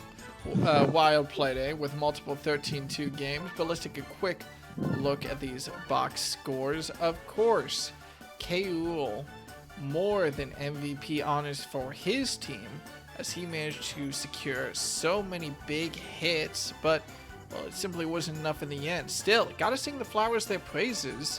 What do you think of this team as they head into the regular season? I think they have what it takes. They might not have shown that this preseason, and this is going to sound a lot like what I said about the Monarchs, but I do think they have what it takes. In a way, they are fairly similar to Monarch squads we've seen before. They just aren't getting the performances out of their captains that we're used to seeing. Mr. Consistency, Luigi, has not lived up to that nickname. His counterpart, Luigi, seems to be doing pretty well. Maybe there's a little something weird going on there. I can't say. I'm not part of that clubhouse. But he just has not had the performance he has wanted, nor has Captain Daisy. Excellent job of pitching, but her team used to really be able to rely on her as a batter as well, and so far she has come up short. Those two especially need to work on their skills going into the season if their team wants to make a splash. Well, I mean, credit where it's due. I would say that it's less that the team was able to rely on Daisy for her hitting power, and more so that the team had to rely on her for her hitting power for much of the regular season in Grand Slam Galaxy Season 1. It wasn't until the postseason where the Flowers kind of reorganized and found a little bit more batting power. But, well, batting power of K. Rool was not enough to overcome the absolute Grand Slam star power that is this Wilds offense. DK and Hammerbro. Hammerbro might not have put much up on the board, but he certainly kept the Flowers looking out for some deep hits. It was DK, though, that off his glove multiple times came up, showed up, and, well, he kind of put the team more than on his back, didn't he? Back so broad, he's currently Mike Wazowskiing two different players. If you can peer past the scoreboard for a moment, both Dixie Kong and Gray Shy Guy are currently being hidden by those broad arms of his. Of course. Well, we'll have to see. I think that there's a lot of potential still from this Wild squad as they continue to refine their lineup, and I think that you can never exactly count out any team that has a starred DK on it from being an offensive menace heading into the regular season. Now, though, well, we're going to have to head into our next game, and you want to talk about offensive menaces? Let's take a look and see how the Eggs and the Infernos are able to stack up against each other. Both of them won their game in the first preseason playday. Now both of them will have to fight each other, and only one of them can emerge from the preseason with that 2-0 record. It might not count for much, but a little morale boost is always helpful heading into a Grand Slam Galaxy season. I'm gonna... Little morale boost, little bragging rights. Little bragging rights.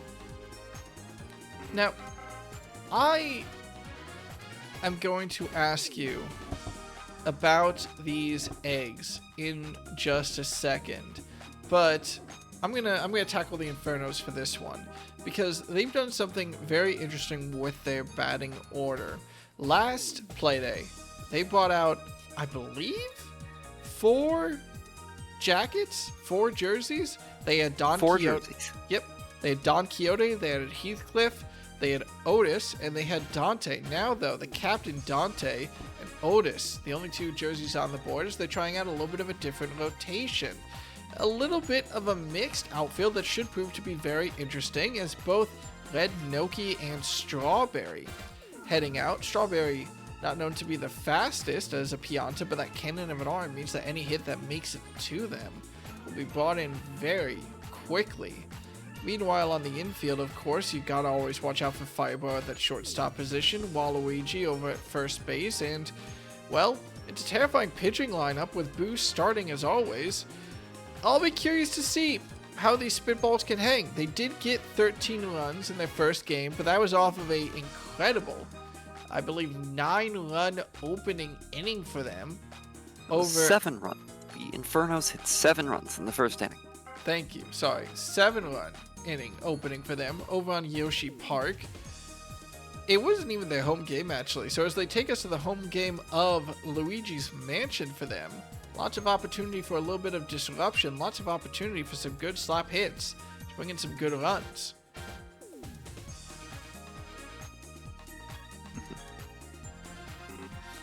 Sorry. What is your opinion about this new look Infernos squad as they seem to be trying out a different roster?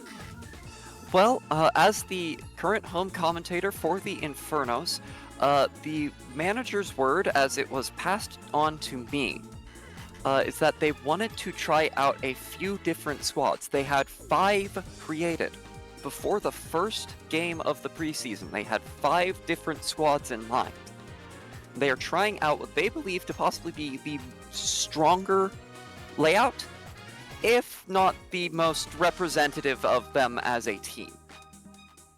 I think you hit all the high points of this squad. While Strawberry doesn't have a high speed, he does have a very, very strong arm, and they're hoping to compensate for that with the speed of the Red Noki out in the outfield. No nickname has been passed down for Red Noki yet, nor for Red Shy Guy over in shortstop this time. No, actually was always second base, which is where he actually is. Or for Fire Bro.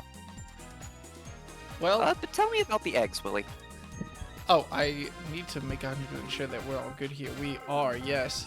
The eggs also trying out a very experimental roster. We're gonna have to see as both Yellow Magic Koopa and Red Pianta, 2 slow players, are out in the outfield today, whereas Red Pianta, Strawberry, was sent over to right field.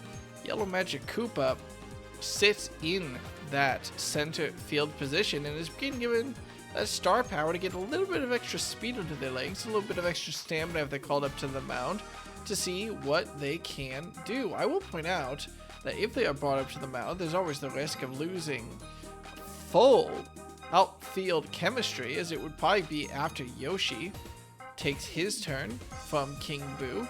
So we'll have to keep an eye out on how the eggs can form out defensively. Offensively, of course, it was more than enough to beat out the Bows, or the Rotten Eggs. Yeah, the Rotten Eggs. Last playday. Listen, you gotta make sure you have the right name down. Sometimes it takes a second.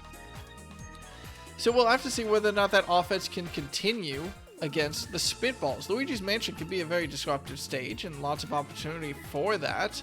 While PD Piranha is the strongest hitter on the team and doesn't have that star power, which has made so many other players into stars, I think there's still a lot of potential with Wiggler, with King Boo, with Bouncer, Cookie, and coming over from that Dynamite Rookies Championship squad last season. 3 Rookies alumni.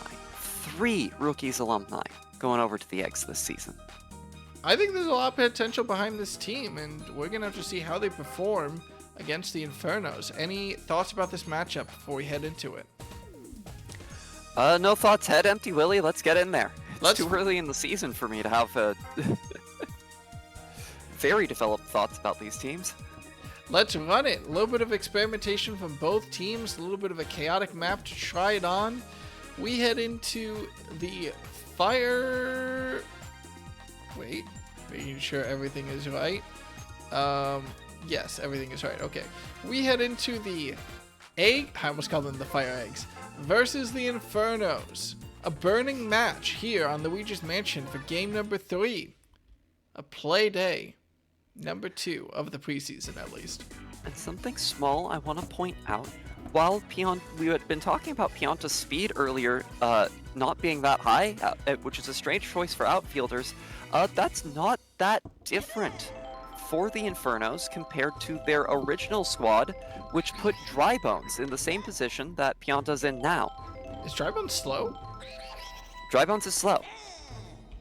It is Boo facing down his King here now, as King Boo charges up for a long hit, and we are going to see that Red Noki speed hurl Pianta in the air, hurl Strawberry in the air right away, but it's not enough. The smaller dimensions of the mansion have contributed to a first batter home run.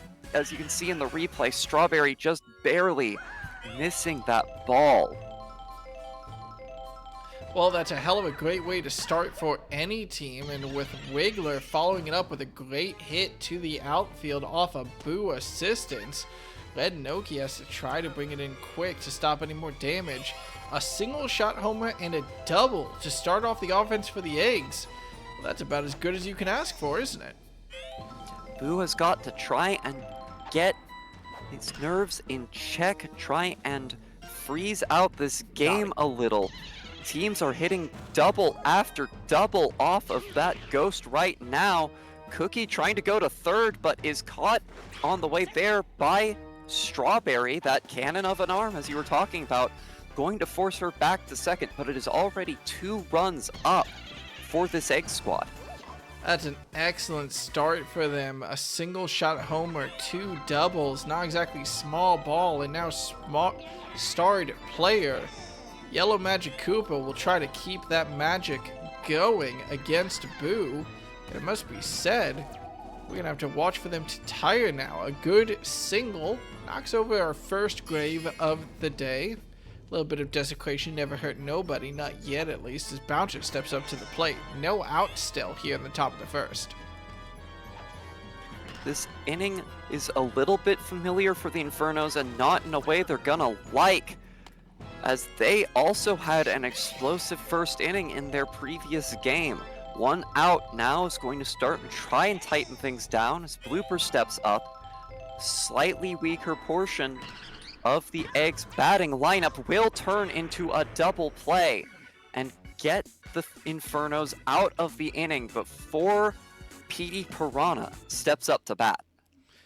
So it's an interesting inning. It's got to be intimidating for the Infernos, but hopefully they'll be able to keep their heads on their shoulders. It's only a 2-run deficit, which isn't the largest deficit that you can have in this game, but with Red Noki hitting a good slap for a single, seems to me like, well, the retaliation is already starting. Strawberry charges and hits it deep to right field. I'm not sure anyone could make this in time. No. You want to talk about home runs? How about a home run in return? The Infernos answer back after Strawberry, of all players, aims one beautifully out of the park, just out of right field. Excellent start for both teams, but it's the Infernos who find themselves in the driver's seat at the bottom of the first. Captain Dante up now, facing down King Boo. Charged up the first hit, but watched the pitch go by. Is instead going to take a quick slap out past Petey Piranha at shortstop and run on over to first. Firebro stepping up now, another slugging threat for the Infernos. It looks like King Boo wants to throw a little star power behind these pitches in order to get out of this situation. Firebro's gonna hit it far, but it looks like it's going to fall easily into the glove of Yellow Magic Koopa without any item support from the team. However, Boo. that is enough to start tiring King Boo out. Early tiring from King Boo. We expect more from the dead king as well. Dry Bones. Yes, I had to wait for that camo replay to see exactly which Dry Bones it was, but Dry Bones Just is a regular good Dry Bones. Hits an excellent single. King Boo taken off the mound early, and it's Yoshi who's brought into play. Run on first, run on second, 1 out, and there's a lot of work for the captain to try to do as a pow block interferes with Yellow Magic Koopa in the outfield, allows Captain Dante to touch home, and allows runners on second and third. Looks to me like the Infernos saw the damage that the Eggs were able to do at the start of the game and said, you know what? Hold my club soda. The disruption so far on this field has all been team made. We have yet to see a single one of its signature ghosts. Bases loaded now, and the only ghosts on the field are Boo and King Boo. Former captain Waluigi stepping up to the plate. A bit of a rare star power investment. Not quite on the rareness level of something like Yellow Magic Koopa, but a bit of a rare star power investment from the Infernos, where a lot of teams place their star power into their sluggers to try and just guarantee those home runs get over the wall, the Infernos have instead chosen to invest in small ball. Now with bases loaded and 2 outs, Red Shy Guy tries to knock one to deep right. Cookie and Yellow Magic Koopa. Cookie is the one who's able to nab that one and stop the damage, but, well, the Eggs have to be at least a little bit intimidated. Again, not that big a deficit. Only 1 run separates the teams right now, but, well, momentum, morale can play a big game in baseball. Petey Piranha attempting to turn that momentum in his team's favor with a line drive up the third base line and over the third baseman's head sends Captain Dante running for it in the weeds of this outfield. It'll only be good enough for a single, and it looks like that single is gonna maintain. No! It isn't out, but the POW block does prevent the double play. Good movement from Captain Dante in order to pick that one up as the POW block knocks out both infielders.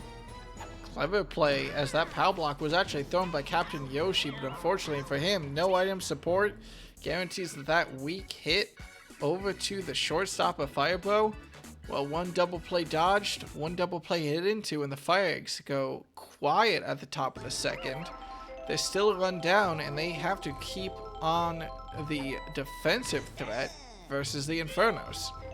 The Infernos start this inning once again at the top of their batting order with Red Noki. The Bananas are not going to be enough to get it to first this time. So, no one on base for Strawberry, who surprised us last inning by hitting a home run. Well, the Bananas are strong bats. They're not known as home run hitters. This slap up to left center field is a lot more of what we're used to, and that'll be a solid single for the Infernos.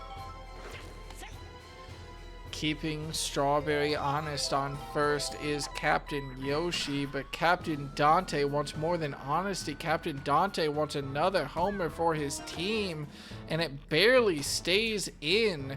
After a little bit of a diversion to knock away that bomb, Strawberry doesn't feel the confidence to run to third, which, considering their speed, might not have been worth it. Might as well see whether or not that hit was caught or not. Still, runner on first, runner on second, Firebro, who is a fire bat, knocks it straight up the middle. Will Cookie make it there in time? No. Small field, interference a little bit on a grave in that outfield.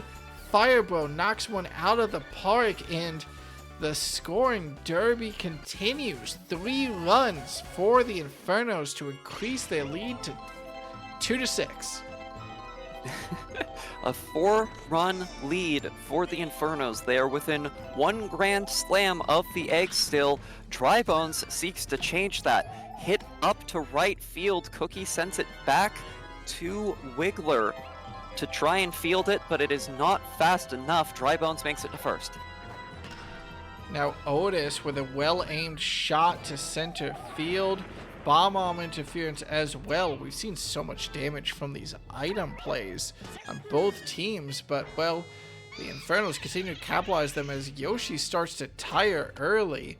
We might see 2 pitchers gone in 2 innings for the Eggs as Boo steps up. Runner on second, runner on third, 1 out.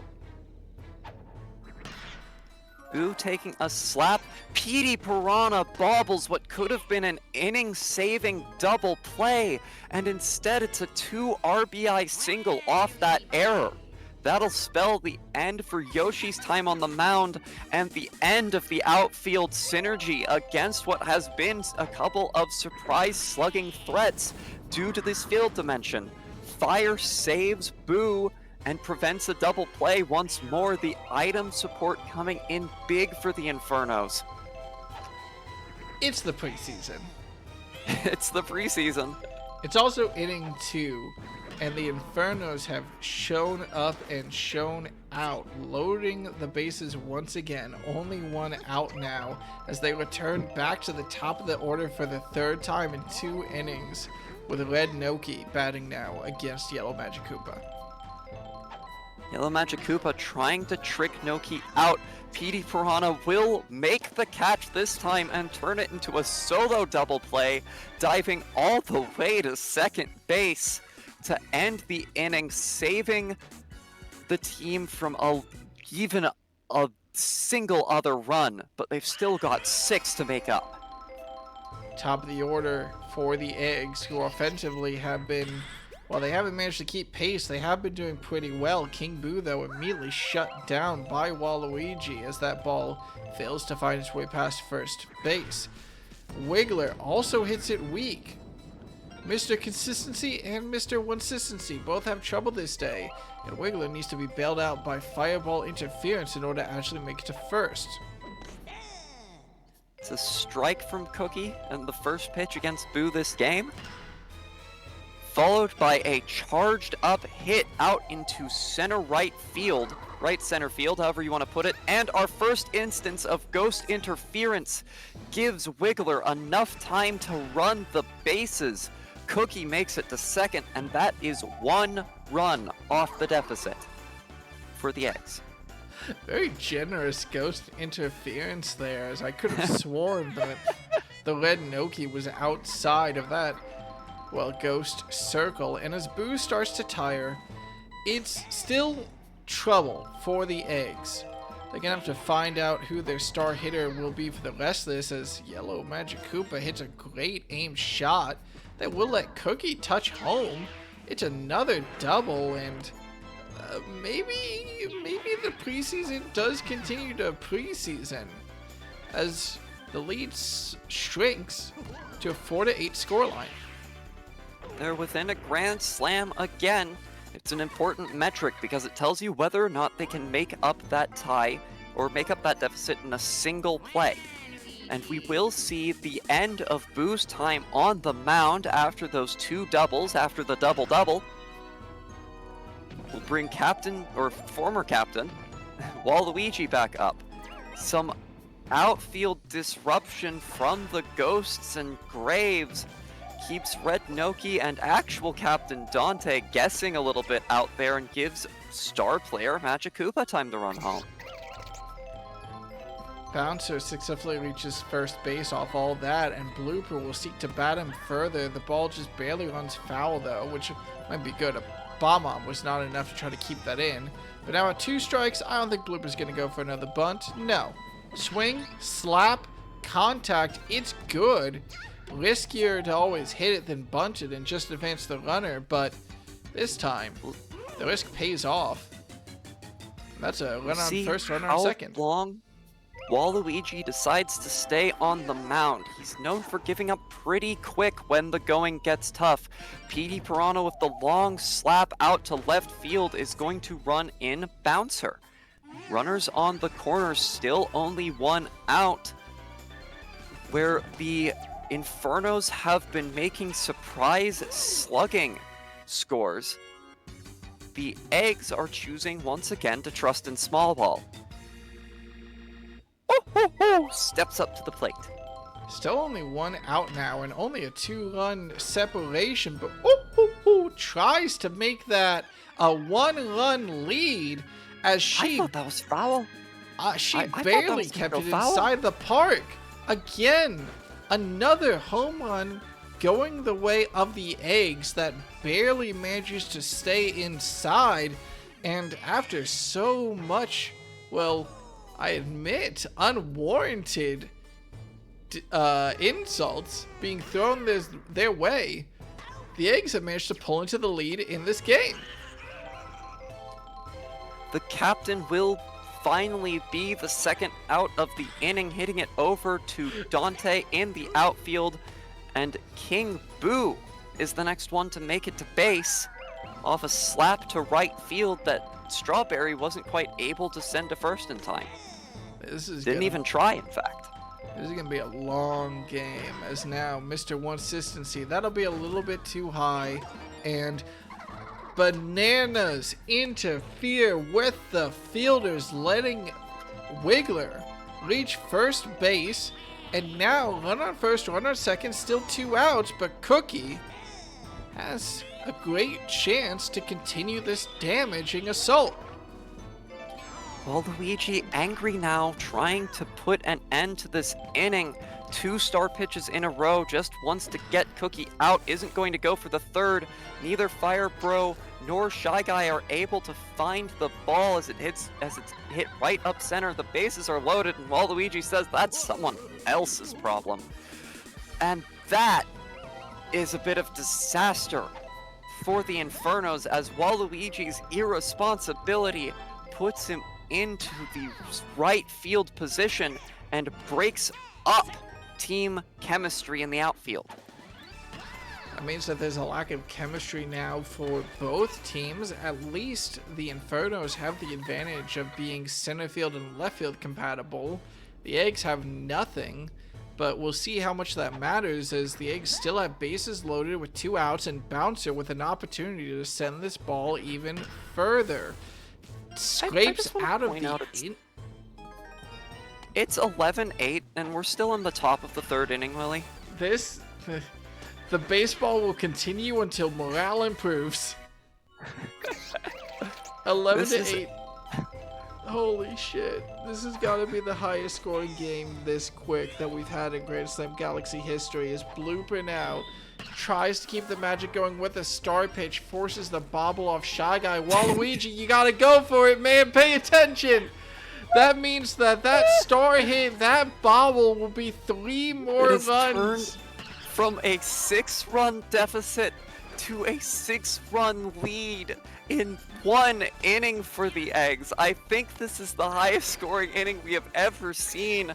And former captain Waluigi, I can confirm this, is getting a talking to after that one. You cannot be doing that in the main season, guy.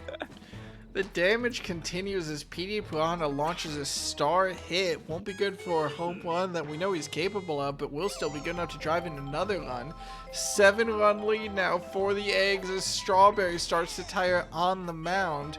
And it's been perfect ball placement after perfect ball placement. Once again, another hit out to left field that Dante just can't reach in time. How many of these have even landed anywhere close to a Inferno fielder? I don't think we can even blame this on Luigi's Mansion. While it might be a disruptive field, it's not this disruptive. Finally, the 3rd... It's barely done anything. Finally. If anything, it's just been some amazing batting off the Eggs, and the Infernos have been fired a challenge by the batting lineup of the other team. Strawberry going to try and turn this around, but does not have the same good placement that the opposing team had for 13 runs in a row. Is 13 runs a record? Highest scoring single inning, I believe. Dante also goes quiet for his team when they need him, and it'll be up to Firebro to relight the offense for the Inferno. Slider from Yellow Magic Koopa hit deep with no outfield chemistry. A single shot homer is good for 1. And listen, I can't talk any amount of trash, any amount of anything, because as soon as I started lighting up the Eggs, they pulled off a 13-run inning. But scoring a single-run homer when you're 7 runs down, now 6, just reminds me of that classic headline of, what was it? Durant hits a 3 in the 4th to bring the deficit down to 23 or something like that. I don't know. It was a specific reference that I got wrong because I know the player wasn't Durant, but it doesn't matter. At the top of the 4th, our scoreline is 15-9, and more opportunities will surely be presented to both teams as outfields are running absolutely destroyed.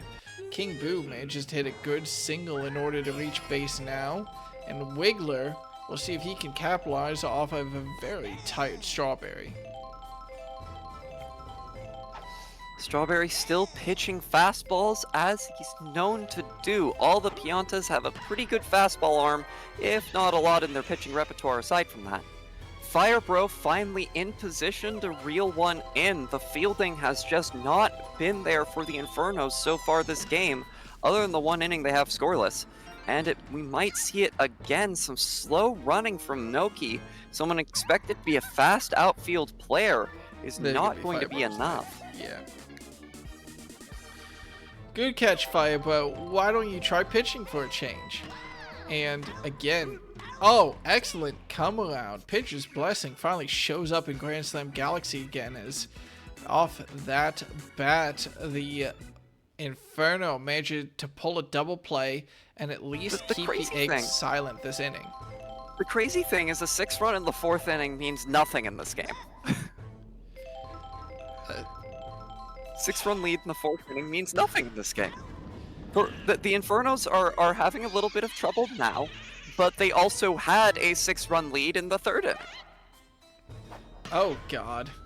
Well, they're the ones who have to actually prove that true now, as first batter out, second batter Boo hits a deep pop fly that turns easily into the second out, and if the Infernos want anything in the bottom of the 4th, they'll have to come off of Waluigi's bat. We'll see what he's able to try to pull off. Big pop fly though with a Boo. High hit. I don't think it's gonna be much. And the Infernos kept scoreless for the first time this game with a 6 run deficit. Oh boy. Okay, maybe they're done. Maybe both teams have, shown their stuff in the batter's box, and this crazy game will start to settle down. I'm sure Infernos fans wouldn't be happy about that, but we'll see what happens as the first attempt to hit this inning falls right into Waluigi's glove, and the second hit falls right into Strawberry's. Third batter now, Petey Piranha. We'll have to try to do something here. I can't say he watched the first one. He doesn't have eyes. Second pitch, though, and an attempt at a line drive out the middle is fielded quickly by Shy Guy, and it's 3 up, 3 out, and it turns out that it is possible to play defense in baseball. You wouldn't know it from this game, and we are starting off with slap batter Shy Guy charging up a hit and sending it right out to center field for a single. I feel like they always start charging the moment I name them a slap batter. Noki, not that great of a batter, is going to see a strike from Magikoopa, 3 pitchers deep, into the Eggs pitching rotation, 4 into the Infernos. Double play, some good defense finally coming into the game, has given Magikoopa all the time in the world to do his work. Strawberry charges up again, nobody on base. Watches 2 for 2 strikes. We'll probably see a slap attempt here. Item is a Boo, which could cause some chaos. It's good enough for a single, though I think that would have happened without the Boo anyway. And it is now Captain Dante's turn to try and keep a 2-out rally going. Like 3 batters ago, because that was so quick. I was going to try to sing Red Noki's praises, but no, Dante forces a bobble. Ghost interference doesn't really matter as much, but at least, well, intimidates Magikoopa. He didn't know there were ghosts on this field. And now Fireball with 2 runners on, no outfield chemistry. Good chance for a big homer. Contact, deep but foul. It's gonna turn foul, but it will go over the fence. That is a warning shot to Yellow Magikoopa, who's starting to tire. Firebro charges up again, barely finding the corner of the strike box there. And then instead, it will be a slap from Firebro to load the bases, bringing up Dry Bones. This is another slugger, someone whose bat could put it over the wall. Yellow Magikoopa still getting tired, pitches a strike, no charge up, it's a slap. It's a slap to left field where Bouncer catches it just in time. No damage done, but the Infernos are starting to find their way against this Eggs defense once again. I swear to God, if no one scores a run for the rest of the game, I'm going to, break another set of headphones. I don't care. Now, will at least, again, item interference proving so key there, reach first off of a good hit. Captain Yoshi, though, hasn't been much at bat. We're going to have to see what he's able to pull together for the squad. Not much. His slap is caught by Strawberry, who quickly turns the double play. That'll mean 2 outs and no runners on for the Eggs. And I don't think they have lots of strong... No, they're back at the top of their order. King Boo starts, right? Yeah, King Boo starts. Yep, King Boo is the starting batter for these Eggs. It was a little difficult to keep track of the batting order when they were hitting a 13-run inning. But that is our 5th scoreless half inning in a row in a game that had 24 points scored in it by the end of the 3rd. Otis now going to try and carry her team's hopes, like she always does, according to her. Facing down a tiring Yellow Magic Koopa. 1 ball, 1 strike. I'm checking real quick what the highest scoring game in Grand Slam Galaxy history is by combined score. I think it was 35 total. I think it was 32-3. 32-3. No, we have at least 25-14 for a total of 39. Let me see these numbers real quick. That single off of Boo's bat from a Magic Koopa star pitch will be enough to bring Wiggler onto the mound to try his hand at a few fastballs. That does put Magic Koopa into the infield, which is good for the Eggs with that Magic Catch ability. Star player, former captain Waluigi, stepping up to the plate and slapping one out to center field to keep a rally going. Is going to put 2 on for the Infernos with Shy Guy up. Red Noki to follow. Well, shout out now, and Shy Guy strikes out. Wiggler finding the strike box 3 times in a row, catching Shy Guy by surprise. And that is definitely not something the Infernos wanted to see. It'll be a pow block, fired to Captain Yoshi, causes some disruption, but nobody wants to try and run home off that. Instead, it'll be good for loaded bases. The first home run hitter of the game steps up. Does he want to repeat that performance? Strawberry not charging up. Instead, choosing to take the small ball slap. Shell is not fired. It's good for 1 run off the deficit. Bases remain loaded with 2 outs.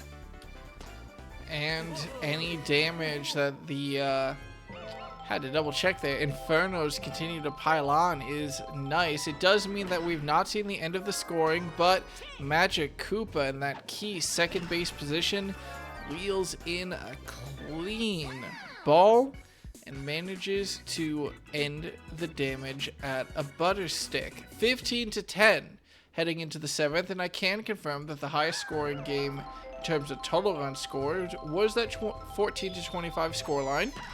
We're not quite there yet, but Mr. Consistency wants to try to put on as much damage as he can, but hits it fly to left field. What's up? What teams were responsible for that game, Willie? That was the Monarchs versus the Rookies at Wario City on Playday number 6 last season. I also want to give a special shout out to one game which I almost wish I had the time to go back and rewatch, which was actually the Musicians versus the Monarchs, and Daisy Cruiser won that with 19-18. Shout out to the Monarchs last season for having so many games where they scored high but still weren't able to bring it home.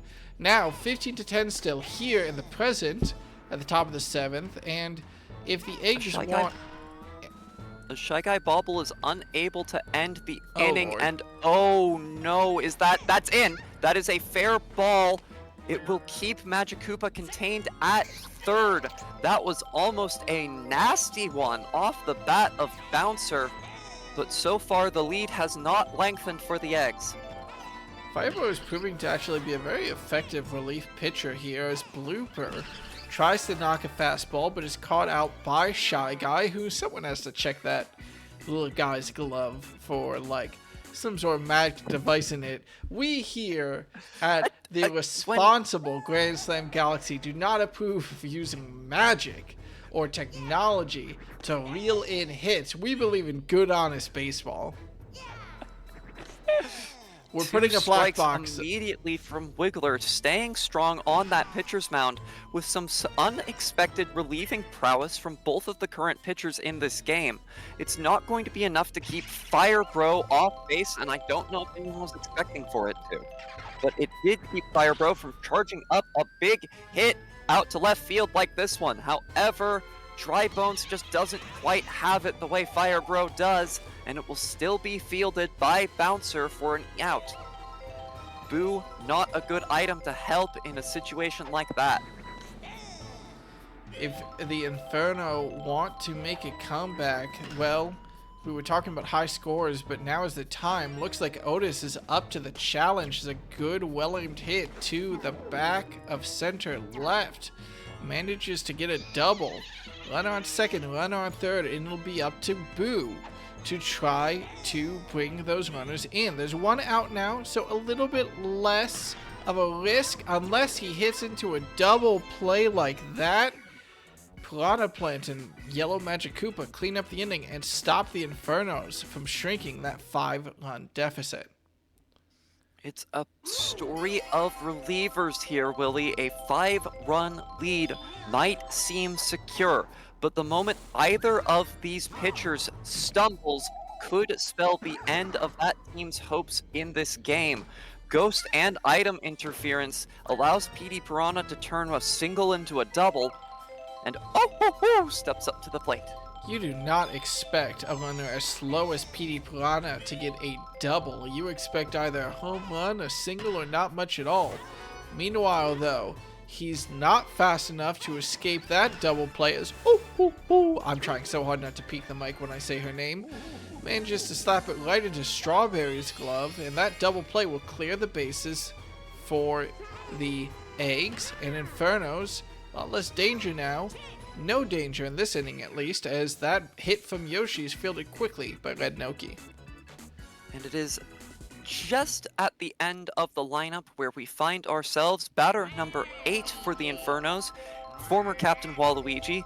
The team were probably pinning their hopes on him to get some scores in that last inning before that unfortunate double play. A late fire will not save Waluigi's charge hit. It is now up to Shy Guy to try and be the first to make it to base this inning. Will do so, and that will bring Red Noki up to the plate. Not had a lot of batting success, but did find a single in the first inning. A performance the team are hoping that it will repeat. A good slap is not, or a good charge is not good enough, as Bouncer is able to get there in time, escape the infield but not the out. And once again, 1 on, Strawberry up, 2 outs. It's a story we've heard before, with an ending we've heard before. Strawberry slaps a single, keeps the game alive, but no scores have been made so far. Captain Dante now responsible to get his team back in this game. Unfortunately for the Inferno, it looks like all their hopes might be burning up as Yellow Magic Koopa snags the captain's ball, leading to another scoreless half inning for the Inferno. And if they want to make up that 5-run deficit, they're going to have to do it in 1 at the bottom of the 9th. Meanwhile, chances as always to make that lead bigger, though King Boo hits it right to his subordinate Boo and only gets the first out of the inning against the Eggs. Wiggler, trying to regain that consistency title, is still struggling a little bit this game, trying to knock a charge hit off the glove of Fire Bro. Manages to do so and is going all the way to second. Some quick throwing by Noki will keep him confined there. Cookie up to the plate. Very weird plays from all the offensive players so far in Season 2, and Cookie does manage to secure a single up the middle. Wiggler won't be able to move much at all, but well, runner on first, runner on second, and Yellow Magic Koopa with the responsibility to advance them. Any run here could spell even further disaster for the Inferno, but no. Red Noki holds strong, snags that ball, and gets the second out for the inning. Now Fireball only needs 1 more to escape and it'll have to be against Bouncer. Trying to put a little bit of star gas into it, and that will be enough to get a bad contact from Bouncer. The inning ends. 6 scoreless innings from the Eggs in a row, but that doesn't really matter when they got 13-1. A strong part of the order for the Infernos now has to try and knock the ball far enough, just like this shot from Firebro is far enough for a home run. And we're within Grand Slam range to tie up the game. 1 run of 5 scored. No outs yet, but unfortunately, if you're the Inferno, you want that performance. You just want it with a runner or 2 on to make the most of it. Drybones, though, always the possibility to follow up a home run with one of his own, especially when there's no outfield chemistry. He'll watch the first 2, third pitch, he'll go for a slap, and PD Piranha isn't going to be able to snag that. Yoshi will have to hustle to grab it, but as one of the best outfielders in the game at this point, fields it with relative ease, even with the boo. Still, runner on first. Otis now, and with the responsibility to advance Drybones with no outs so far in the inning. Stuns Drybones, but that will give the ball time to go just far enough for Drybones to recover. 2 on, no outs. Boo followed by Waluigi. Boo has managed to make that bat work this game, and the Ghost Bat will work again. Bases loaded with no outs. Tying run at the plate. No outs. Waluigi, if he wants to would be a prove good that he time for a deserves that star star hit. power. Honestly, Waluigi's star hits have been some of the least consistent that we've seen in this league. The slap, though, caught by the dive by PD Piranha. It's so far out deep that few players, I think, could have caught that one. Excellent fielding responsibility from the plant. Still, it means that all runners have time to get back to base, only 1 out, and Shy Guy steps up. Pretty consistent hits from this man, though, to be fair, I'm going to say, oh, he's had a great offensive performance this game. Everyone has, but no! Game! The small ball just not able to bring it back from that 13-run inning. Someone's got to go back and watch that one, because I want to know how exactly that happened. I was sitting here commentating it the whole time, and it still just baffles me.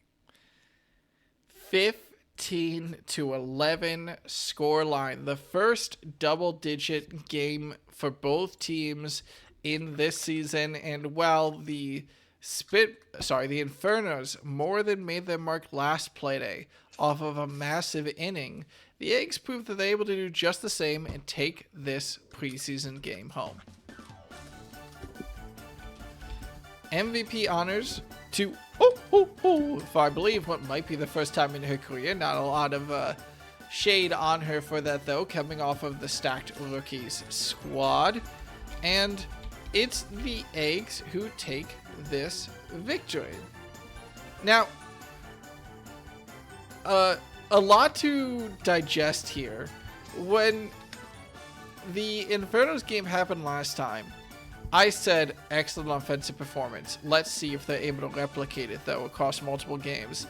I think incredible performance from the Infernos to prove that they actually do have the small ball power to replicate that level of offense, not just in one lucky inning, but across 2 different games. So I want to give full props to the Infernos and talk some sugar to them here when we come over and look at their score box. Firebro and Strawberry with massive offensive performances. Now, the Eggs outfield was weakened, but before that happened, while the Eggs were supposed to be at the defensive strongest, good effort for the Infernos to still strike the iron while it's cold, basically, and start up that offense. Unfortunately for them, while they were the more consistent team, when you have a 13-run inning from the Eggs, well, that's just a hard deficit to make up. It was an absolutely fantastic performance in that one inning from the Eggs. If you go back and look at the ball placement, they had the Infernos fielders scrambling to try and catch anything. Talking more sugar on this egg squad, okay. I think that they really do need to figure out their defense a little bit better, placing Yellow Magic Koopa in that outfield where he became a defensive liability for them when he was brought onto the mound, allowed the Infernos to score more runs than what would have been easy for them, at least when that outfield synergy came apart. Still, high praise must be spoken to their offense. I mean, listen, they might not have all been hitting home runs, but when you have a offensive profile that looks this consistent across the board, King Boo's showing up, Wiggler's showing up, Cookie, Bouncer, showing up, like, the only silent bat was really from the captain, and, you know, rough game for Yoshi, but I'm sure we'll see him again stronger later.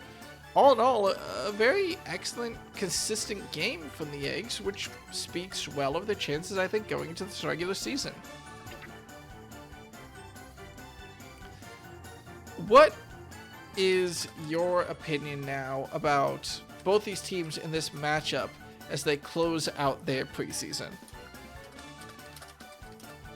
I think both of these teams are going to be strong contenders for the main season. If the Infernos can tighten up their defense or just figure out what the hell happened to them in that third inning, they are absolutely going to run away with it. Meanwhile, the Eggs, they've shown they can do all they need to do in order to take the win. And they've shown that twice now. A 5-4 win against the Rotten Eggs and a 15-11 win against the Infernos. The Infernos had the consistency, the Eggs had a 13-run inning. That's all you need. Well, now, you brought them up, so we might as well bring them in. Speaking of our last game of the day, we had two teams that won their first preseason game up. Now for our last preseason game, we will have two teams that lost. We bring in for you the Monsters won, actually, pretty handily. Excuse me, I misplaced where exactly all our teams were. Regardless, the Monsters versus the Rotten Eggs, with the Rotten Eggs having home field advantage. I'm going to throw you questions about the Rotten Eggs, as they are, looks like, experimenting with their lineup a little bit in the second game of the preseason, while I talk about this Monsters squad. Again, storyline heading into this: Bowser and Bowser Jr. were the captains of the two finals team last season, and despite Bowser Jr. coming out on top, it was him who folded over onto his father's team as the Monsters set up an absolutely monstrous offensive lineup. Not a lot of similarities. Goomba, though, taking off that defensive coordinator role and finally given an opportunity to prove his stuff on the field, placed in that left field position. You want to talk about an outfield, you talk about Paratroopa in right field, able to move and fire off a cannon arm, and Koopa keeping them centered. I think that this is probably one of the most dangerous pitching rotations in the game. Magic Koopa as a starting pitcher makes plenty of sense. Bowser and Bowser Jr. both incredible pitchers in their own rights for when the Wizard's arm gets tired. If you wanted one thing, you would want a little bit of extra batting insurance to back up Bowser, and what do you have? You have Dark Bones and Blue Dry Bones coming in to give that extra bit of spice to this Monsters offense. And of course, to seal the deal, Iwata returns off of a relatively good Season 1 with the Spitballs last season, coming in to try to square away this new look Monsters. All in all, defensive, talent, offensive, power, and they proved it in Play Day 1 when they scored a 13-2 win. Now, in their second game of the preseason, they'll be looking to take down the Rotten Eggs. Silver Lily, what can you tell me about this Rotten Eggs lineup? I'd love to tell you about the Rotten Eggs lineup, but I actually have to run for a second. Can you hold it down? I'm so sorry. Understandable. The Lonix lineup is a little bit different from last playday, whereas before they focused a little bit more on offensive consistency.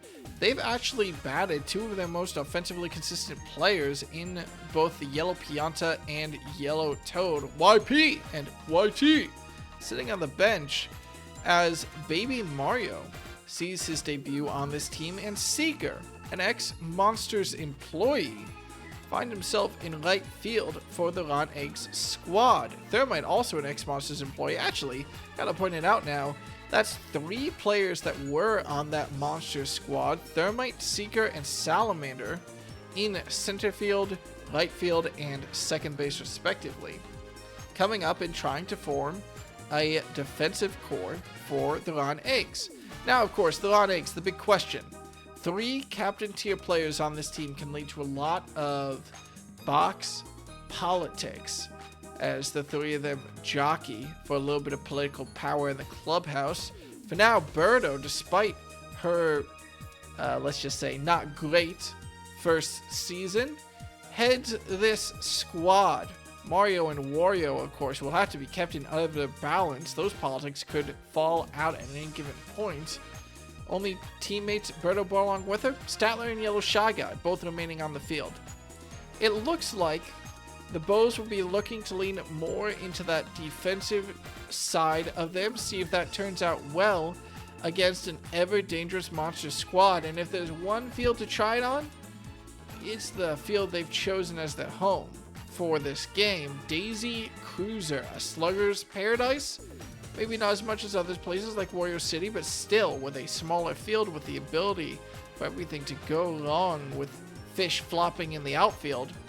We'll have to see if the Monsters are able to live up to their slugging potential, or whether the Bows are able to keep up, especially with a starred Wario leading their offensive charge. Is my co-commentator back? No.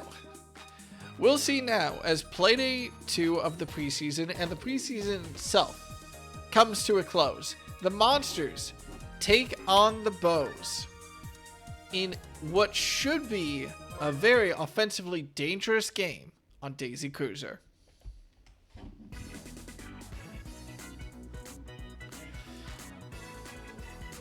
You know, we mentioned last game how it's strange to see a captain take the mound. The Bows almost have no choice as Mario starts them off on the mound and starts off against Goomba, who okay, ignore Goomba's stats. We seem to have a small error logging his stats. He is fine. Looks to me like all of his stats are 10s across the board. Don't worry about it. That is simply our logging. We love the Goomba here. But still, Goomba hits a fly to center, which is quickly fielded by Thermite, and Mario faces his second challenger of Koopa. Count of 1-1 brings a swing, but Birdo easily fields that one. And now Paratroopa will have to be the Monsters player who's able to start any offense at the top of the first. Doesn't swing on a wide ball on the first pitch. Second pitch, kind of a slow ball inside. Slap contact lets Birdo snag her second out. Just like that, the Monsters start their offense 3 up, 3 down.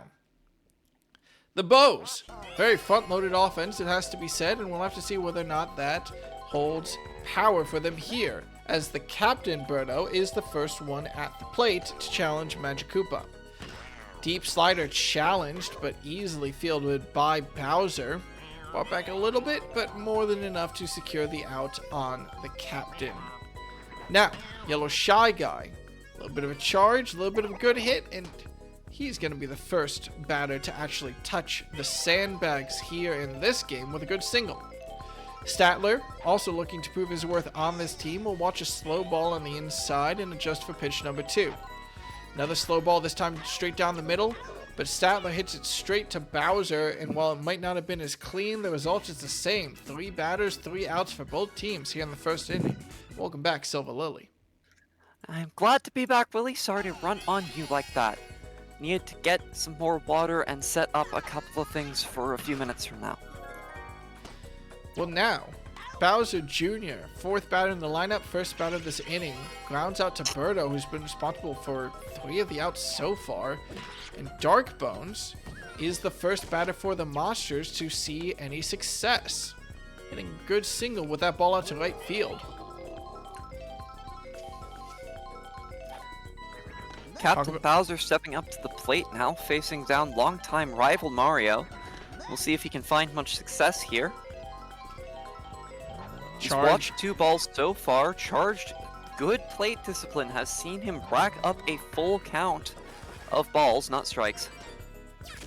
And he finds a good slap up left field, just past the infielder. It'll be good for a single. Bring Magikoopa up to the plate. Magikoopa not known to be an incredible bat, but we've seen Magikoopas do great things on Daisy Cruiser. Run on first, run on second, deep ball to left field. Baby Mario, though, will be in position to snag that one. And the shell misses, forcing the runners to stay honest on first and second. Iwata is the player who will have to bring it in for the Monsters now. 2 outs, run on first, run on second, scoreless so far, and that ground ball to the shortstop position will keep it that way, as Birdo returns the favor to Bowser and throws him out at second to keep this game scoreless as we head into the bottom of the second. I keep saying the second. What is that, the 4th time I've said the second? Oh shit. Starred sub-captain Wario of the Ron Eggs. Doesn't amount to much though, as an incredibly weak slap guarantees him grounding out, and it'll be up to Mario to see if he's the one who's able to bring damage onto the board first in this game.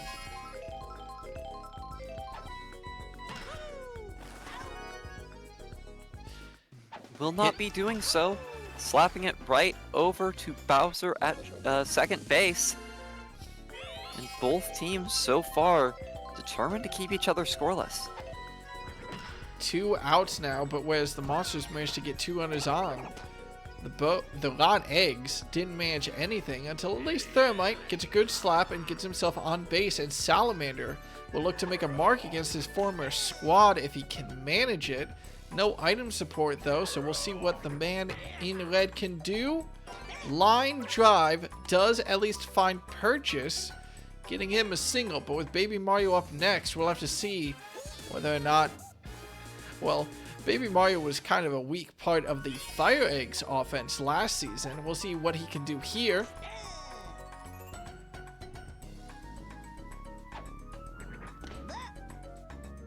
Not sure if he intelligently watched that curveball or if he spaced out. Weak slap. I know I from spaced the out baby. a little bit, Willie. That will be the end of the inning. Captain Bowser shutting down the Rotten Eggs' attempted offense. Just like their own inning, 2 got on, but nothing mattered. Someone has to open up this game now, and Blue Dry Bones. The nice thing about this Monsters lineup is that one good hit just along those baselines on Daisy Cruiser, well, that can be a home run out of nowhere. Blue Dry Bones just 1 home run though. Blue Dry Bones takes a good clean double off an excellent hit to center right field, and it'll be up to Goomba to prove his stuff and manage to bring in the first run of this game. BDB trying to make an impression. We'll see if Goomba allows it to live. Goomba gets a good slap for I think the first time I've seen it during its play, and it's enough to crack the game open with a single table interference, helping out, making sure BDB has all the time it needs to run home. Goomba is happy about that one. The ex-defensive coordinator opening up the offense for this game. So now, Mario will have to face down Koopa, try to get him out, and Birdo, with the defensive power to make it happen, snags the slap that was trying to head for left field, throws to the first for a double play, and clears the bases. So it's Paratroopa, who we'll have to see if he's able to keep this offense going for the Monsters.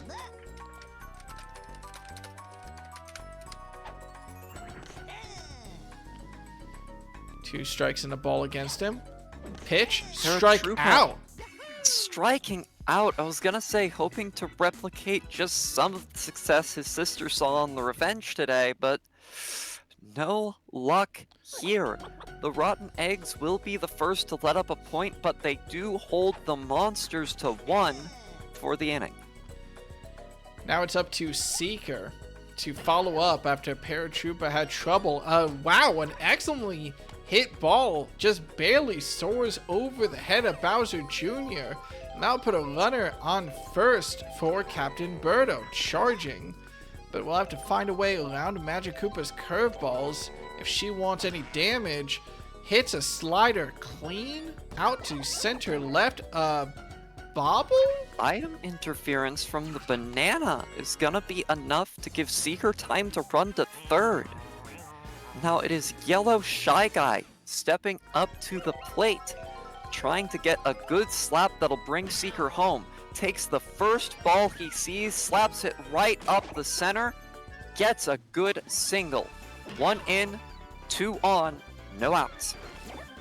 You want to talk about why maybe Bowser keeps that captain low? Bowser Jr., the damage comes from him just failing to leap up high enough and snag that first slap out of the air. Now Statler will look to advance both these runners with no outs, going for the safe but dangerous option of a bunt. 2 strikes though means that we should see a swing here. Slap, contact, but it's too shallow and it's too far on the inside, and the father-son pairing turned that double play. Co-Captain Wario's turn now to step up. If he can hit it over one of these railings, it'll be worth a 2-run home run as Birdo stays on base after that double play. However, he decides that over the railing, he just needs to run Birdo in. We'll take an RBI single with a hit to deep center field. That'll cue the low stamina Magic Koopa to start to tire, but Wario does manage to reach first base, and Mario, not to be outdone, knocks another clean hit to basically the same spot, allowing Wario to advance to third. There's 2 outs on the board, so any mistake is fatal, but Thermite steps up as the Monsters swap up their pitching rotation and bring in Bowser Jr.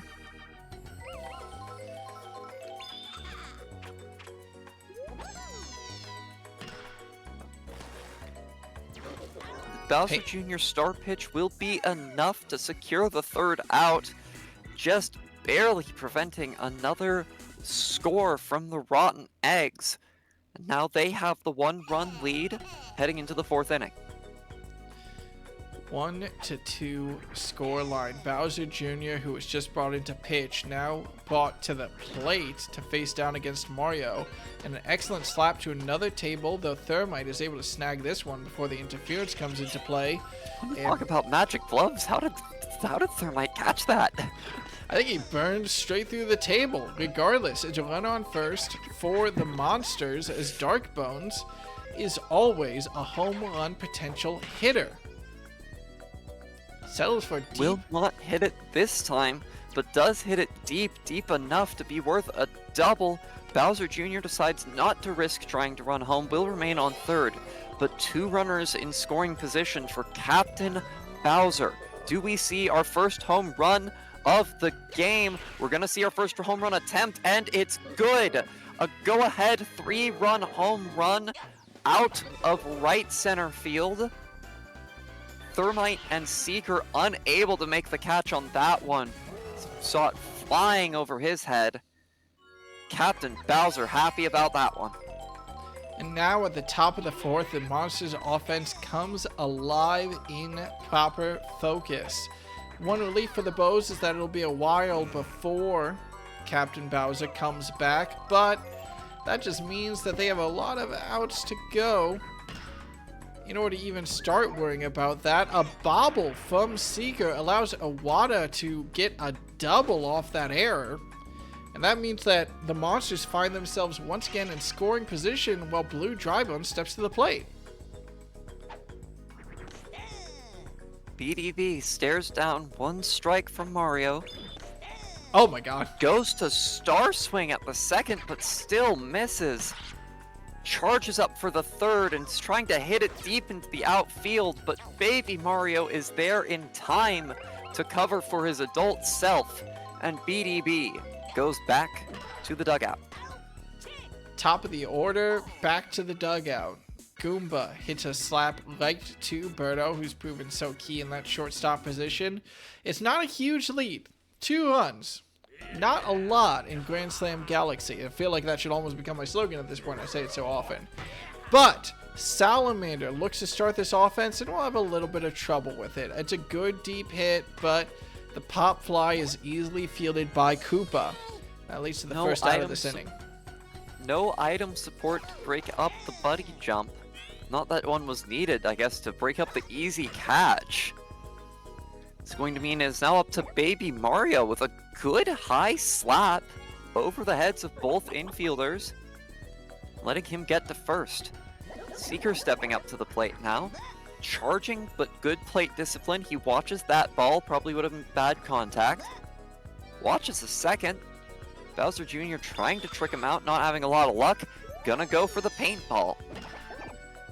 Which is slapped up the center. Yeah, after watching those 2 wide swings, it's on the ever tricksy paintball that Seeker decides to send it. And, well, that'll mean a runner on first, runner on second for Birdo. She might not have the star power, but on a field like Daisy Cruiser, anyone can hit a home run, and she's going for it. No, she whiffs on the paintball. That's strike 1. Another charge. Watches the curveball. That's strike 2. Third pitch. Another charge. Slider. Contact. Deep.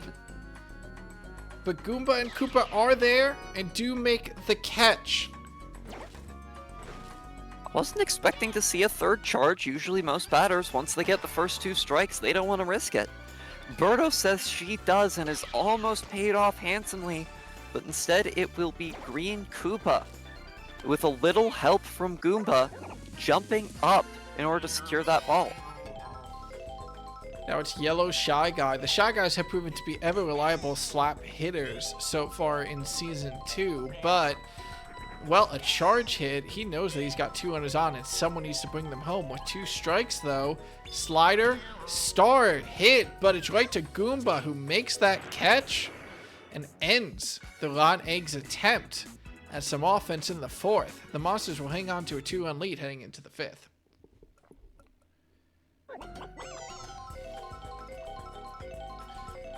We talked earlier in the night about having to avoid chances, and it's credit to the Ron Eggs that they're at least generating chances that the Monsters have to bat away, but it's the Monsters who are successfully cashing in. Example, Koopa with a good slap for a single. We'll see if his team is able to cash him in this time. Paratroopa, Red Paratroopa, up at the plate is instead gonna hit into a double play. This does screw me up. For the Koopas, it's Koopa and Red Koopa. For the Paratroopas, it's Paratroopa and Green Paratroopa. We have got to get some nicknames on these players. Hey, it's Seeker for Red Koopa. Yep, we do have that. I did my homework. Darkbone stepping up. Had a little bit of confusion, it seems, in that last game. Between Darkbones not actually having a favorite color of black. Still, that charge hit from Darkbones is good enough for an RBI double that will allow Bowser Jr. to run home. That means that the Monsters' lead extends further and puts ever more of a damper on as Bowser steps back up to the plate. 2 outs now, but with a runner on, any good contact is good for 2 more. Mario doesn't want any of it with a fire fastball that gets strike 2. Will he go for the 3rd? Yes, he will. Is it enough? Bowser's charging up already. He's ready for this one, and it's hit right to a table. It bounces off, and that's going to give plenty of time for Darkbones to run in. Bowser stays at second for the double. But that is now a 4-run lead for the Monsters. Some excellent ball placement from Bowser off that hit, and that's going to tire Mario out and bring up co-captain Wario. Someone I has have to to get assume Orio's the co-captain if they're the rotten eggs. No, he's definitely the sub-captain, the assistant captain. I'm not sure what the term would be in baseball. Still, good fielding stops Bowser from running home off an excellent single from Magic Koopa. But with runners on the corners and 2 outs, well, someone needs to try to stop this inning for the Ron Eggs. And finally, Iwata will ground out to Birdo, allowing the bleeding to stop. Now, it's not big innings, but that is big offense from the Monsters if they're able to score 6 and 3. And eventually, the Ron Eggs are going to have to find some form of response. Statler is going to just once again barely get over the head of the Captain Bowser. And despite banana interference almost allowing for a double, it's a single. Bowser Jr. once more turning to the paintball. Wario charging up but unable to find it. Has to wipe the paint off his eyes. I hope it's non-toxic. Wario turning it around immediately and saying, you know what, without your fancy tricks, all that pitch is worth is a 2-run home run from me. First ball going into the ocean. That's fine, right? It's fine. It's fine. It's fine. No, this game came out in 2007. They weren't worried about the Pacific Garbage Patch back then, at least not publicly. Now, maybe we're in the Caribbean, so it doesn't matter. But 1 out from 1 hit to Bowser. Second hit from Thermite will actually find a single and allow the Bows to get another runner on for Salamander. If you want to talk about getting better hits when you have friends on the bases, Salamander can look at Thermite and nod like he's in an anime. Charges up the bat, but the line drive won't go out of the park. It'll just be good for another single. And unfortunately for the Bows, there's one runner you don't want to try to capitalize on that. It's Baby Mario. Baby Mario does have a friend on base. A little bit of color coordination there between him and Thermite. It might be enough, but it definitely will not. With a slap right to Bowser for an inning-ending double play. The run differential is back down to 2, but it's still in the Monsters' favor as we go into the top of the 6th. We'll have to see if Wario is able to have more success at shutting down Bowser when the time comes. In the meantime, a single off a good slap. Table interference doesn't amount for much there, as it's kept to a single from Blue Drybones. Goomba now faces down Wario for the first time, as we return to the top of the batting order for the Monsters.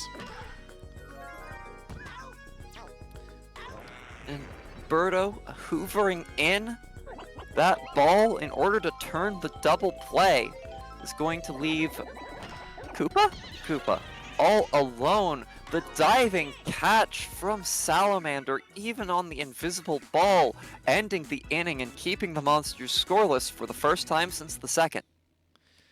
That means that the Bows, as they also are about to return to the top of their order, have a good chance here if Seeker can start off this inning. That's always an if, though, when you're facing a pitcher of the caliber of Bowser Jr. And that slap, again, barely evades, this time, the shortstop position of Magic Koopa. Seems like second baseman and shortstops for the Monsters are not having a lot of luck of catching those low balls. Eventually, though, Bowser, the captain, brought in to try to seal away this game. Birdo charged up early, and it's still an out. Koopa getting into position just in time to catch that line drive out to center. Little bit of table assistance there, I think. You want to talk and about now Bowser? Oh my god. Bowser going for those star pitches against Yellow Shy Guy. Shy Guy finds a slap, which is good enough to advance Seeker, but not get to first himself. It's not even a fielder's choice. The catch was just too slow to stop Seeker, who is quite a fast runner. But Statler is unable to make anything happen himself. That could be disaster for the Bows offense, as that means that their strongest batter in the lineup right now with Wario will be batting first next inning. No chances for a multi-hit home run this time. But, well, first, the Ron Eggs have got to get there. Paratrooper hits another good hit out to center right for another double. Story of this game is that little section of the field continues to be double after double after double for the monsters, favoring that center right position. You gotta wonder if they scouted this Bows lineup and knew not to hit to the left field where Baby Mario is a little bit faster. Regardless though, Bowser Jr. hits it into Salamander, who turns the tables on the monsters by quickly tagging out Paratrooper at second and clearing the bases with that solo double play. Now Darkbone's going for a quick bit of charge, Item. Sends it high and far, but not quite far enough, falling harmlessly into the gloves of Thermite right before that bomb explodes. Well, the monsters go quiet for defuse that situation. Oh my god, stop. The monsters go silent for 2 innings, but with Bowser up next inning, we have no doubt that'll change. Wario tries with a deep hit, but with no synergy, and with Koopa and Goomba both in position, that's an easy catch for the monsters outfield, and it'll be up to Mario to try to avoid that pitfall and get some offense going for the Rotten Eggs.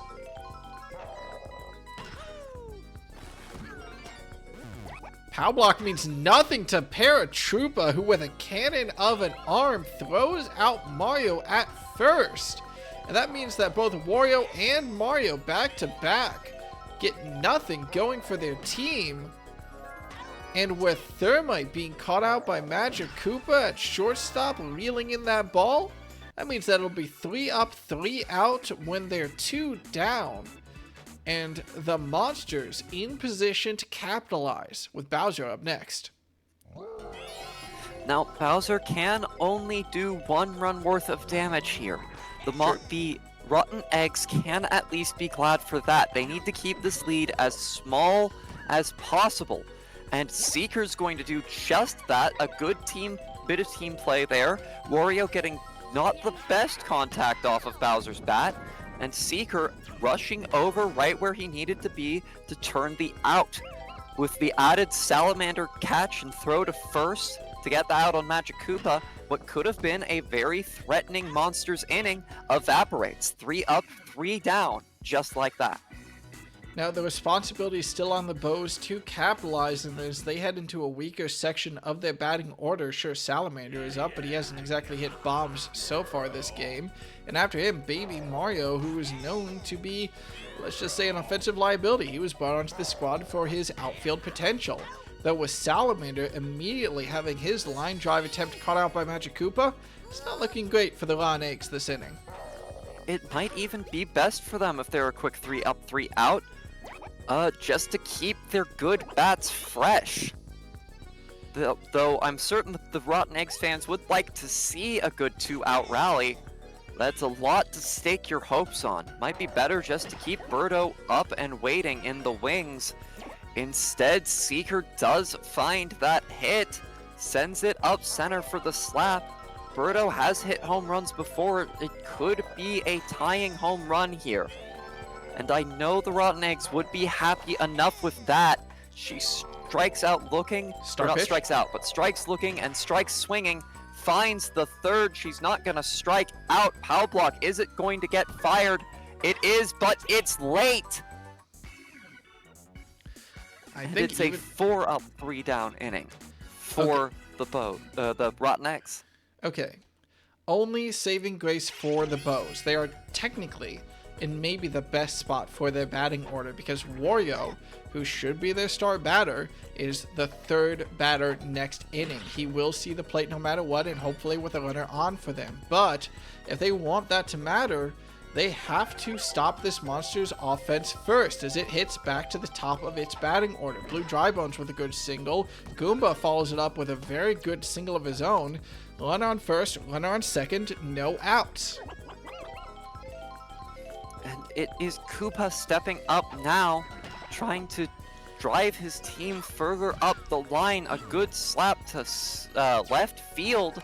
Baby Mario, unable to field it in time with some pow block interference, is going to give BDB plenty of time to run home. A 3-run lead now with no outs. That bobble costs the Rotten Eggs big as Paratrooper steps up. Responsibility remains on the Ron Eggs to find something here. Wario pulling out some trick balls to at least get a strike, but, well, these are the smaller batters of the Monsters lineup. This is where the Ron Eggs are supposed to perform. And while Statler does snag that double play, it's looking pretty bad.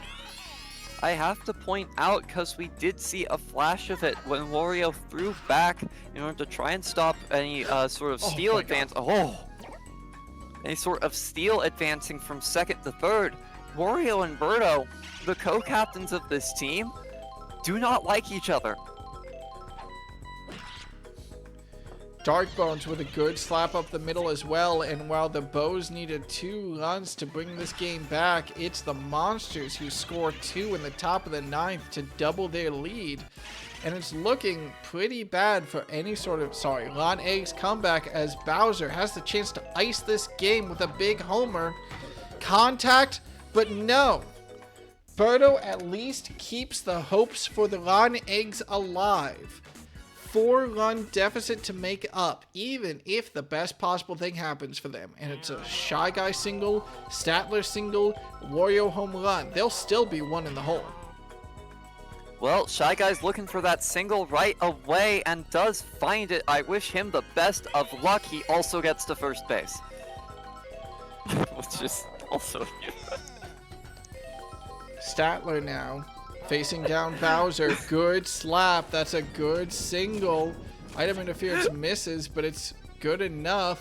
Okay. Signaling is the best thing to do here, yeah. Wario faces down Bowser. No outs, but he doesn't want a home run. He takes a slap for a single. The outfield screws up, though.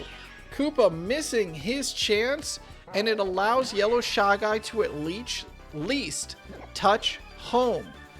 Lead shrinks to 3. No outs on the board. And Mario steps up next. Chances for the Ron Eggs. Shrinking, but still there. Mario will need to hit big against his always famous rival of Bowser. And he's charging early for it. It's gonna curve foul. But I think he's looking for the not the Grand Slam, the home run. That will be the tying run. Instead, he'll take an RBI single, bringing the deficit back to 2. Winning run at the plate now. But whose bat will it be off if it is to happen? Well, it'll be Thermite. Not unheard of, but not common for these Jersey players to hit it out like that. Watches the first one. Bowser always has the option to dip into that star power, but no. It's a diving catch from Bowser Jr. to rocket it to first and secure out number 2 off that double play. And just like that, well, the runs are on the table for the Ron Eggs, but if they want it, they'll have to hit it off Salamander's bat with Bowser. Will he ice the game quickly? Salamander wants it, but it's Bowser. Star pitch number 1. Strike 1. Pitch number 2. Bowser star pitch number 2. Strike 2. Third pitch. Final pitch of the game. Yes, it is. It's star pitch number 3. And just like that, Bowser ices it with a strikeout. Hopes of a comeback erased, and the Monsters snag this sweat fest from the Ron Eggs. I can't be heard. Yes, you can. Oh, okay. You good? Yeah, no, I'm good. Sorry about messing with my mic there. I was getting no feedback, and it seemed like I couldn't be heard. Sorry, I just sort of charged through those 3 star pitches back to back to back, but no, it is all right. I'm going to stab you. Why? Oh, no, you know, 10:02 p.m. 3 minutes ago, when the 9th inning, the Ron Eggs are starting a comeback. Message from Silver Lily. Will, I can't believe you reached for rotten eggs when Muscle Mommies was right there.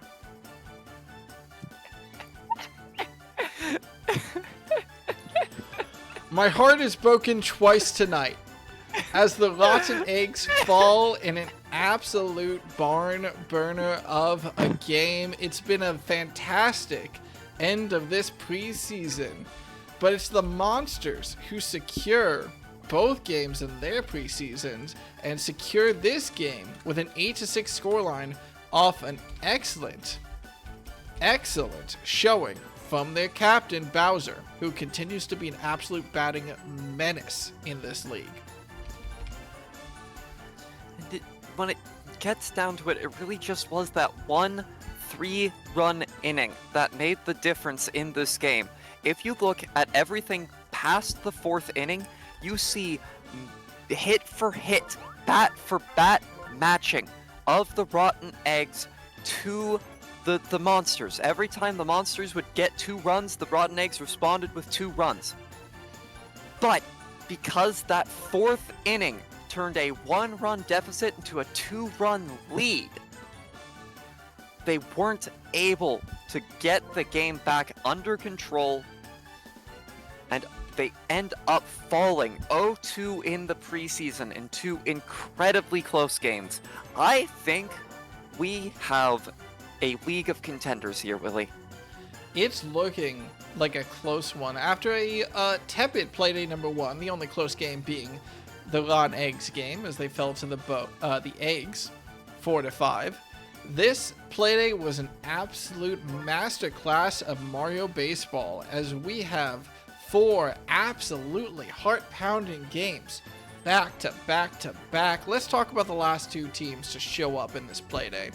Why don't you talk about the Bows as they fall in their performance today? What to say about this Rotten Egg squad? An unfortunate performance from Birdo. Team captain did her absolute best to carry the team last season. Did ultimately fell over because it's really hard to wrangle a team entirely made up of Shy Guys. But was a well-regarded player. When the Bows scored a point, you could almost be certain it was a Birdo point. This game right here, a 10 batting score, reflects just a lackluster performance from her. And the team is probably going to be counting on her to keep these games close in the future. But I do want to give some credit to her fielding. While she didn't score any points for it, she did a good job at hoovering in a few hit balls so she could send them over to first base. It really seems like it was the bats of Shy Guy, Shy Guy, and Seeker alongside sub-captain, co-captain, however you want to term it, Wario, who were keeping them in this game. The rest of the team didn't quite have the performance. But they have a team full of potential hitters. Not always standout stars, but potential hitters. I think at any point, any member of this team could light up and take off. And you'll see the Rotten Eggs take a win off of just a couple better performances. Well, we'll have to see what potential the Rotten Eggs can fulfill later in this season. In the meantime, it's the Monsters who come out swinging, potential soaring. They'll be one of only 2 teams to take a 2-0 preseason. And Bowser and Bowser Jr. 3 teams. 3 teams. What was the third? Yes. The Revenge, the Eggs, and the Monsters. Okay, my mistake.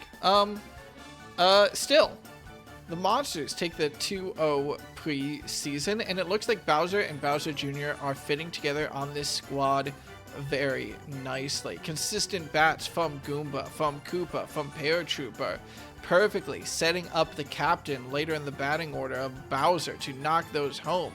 Meanwhile, on defense, no sweat from that Paratrooper Koopa Goomba outfield as they lock down deep hits.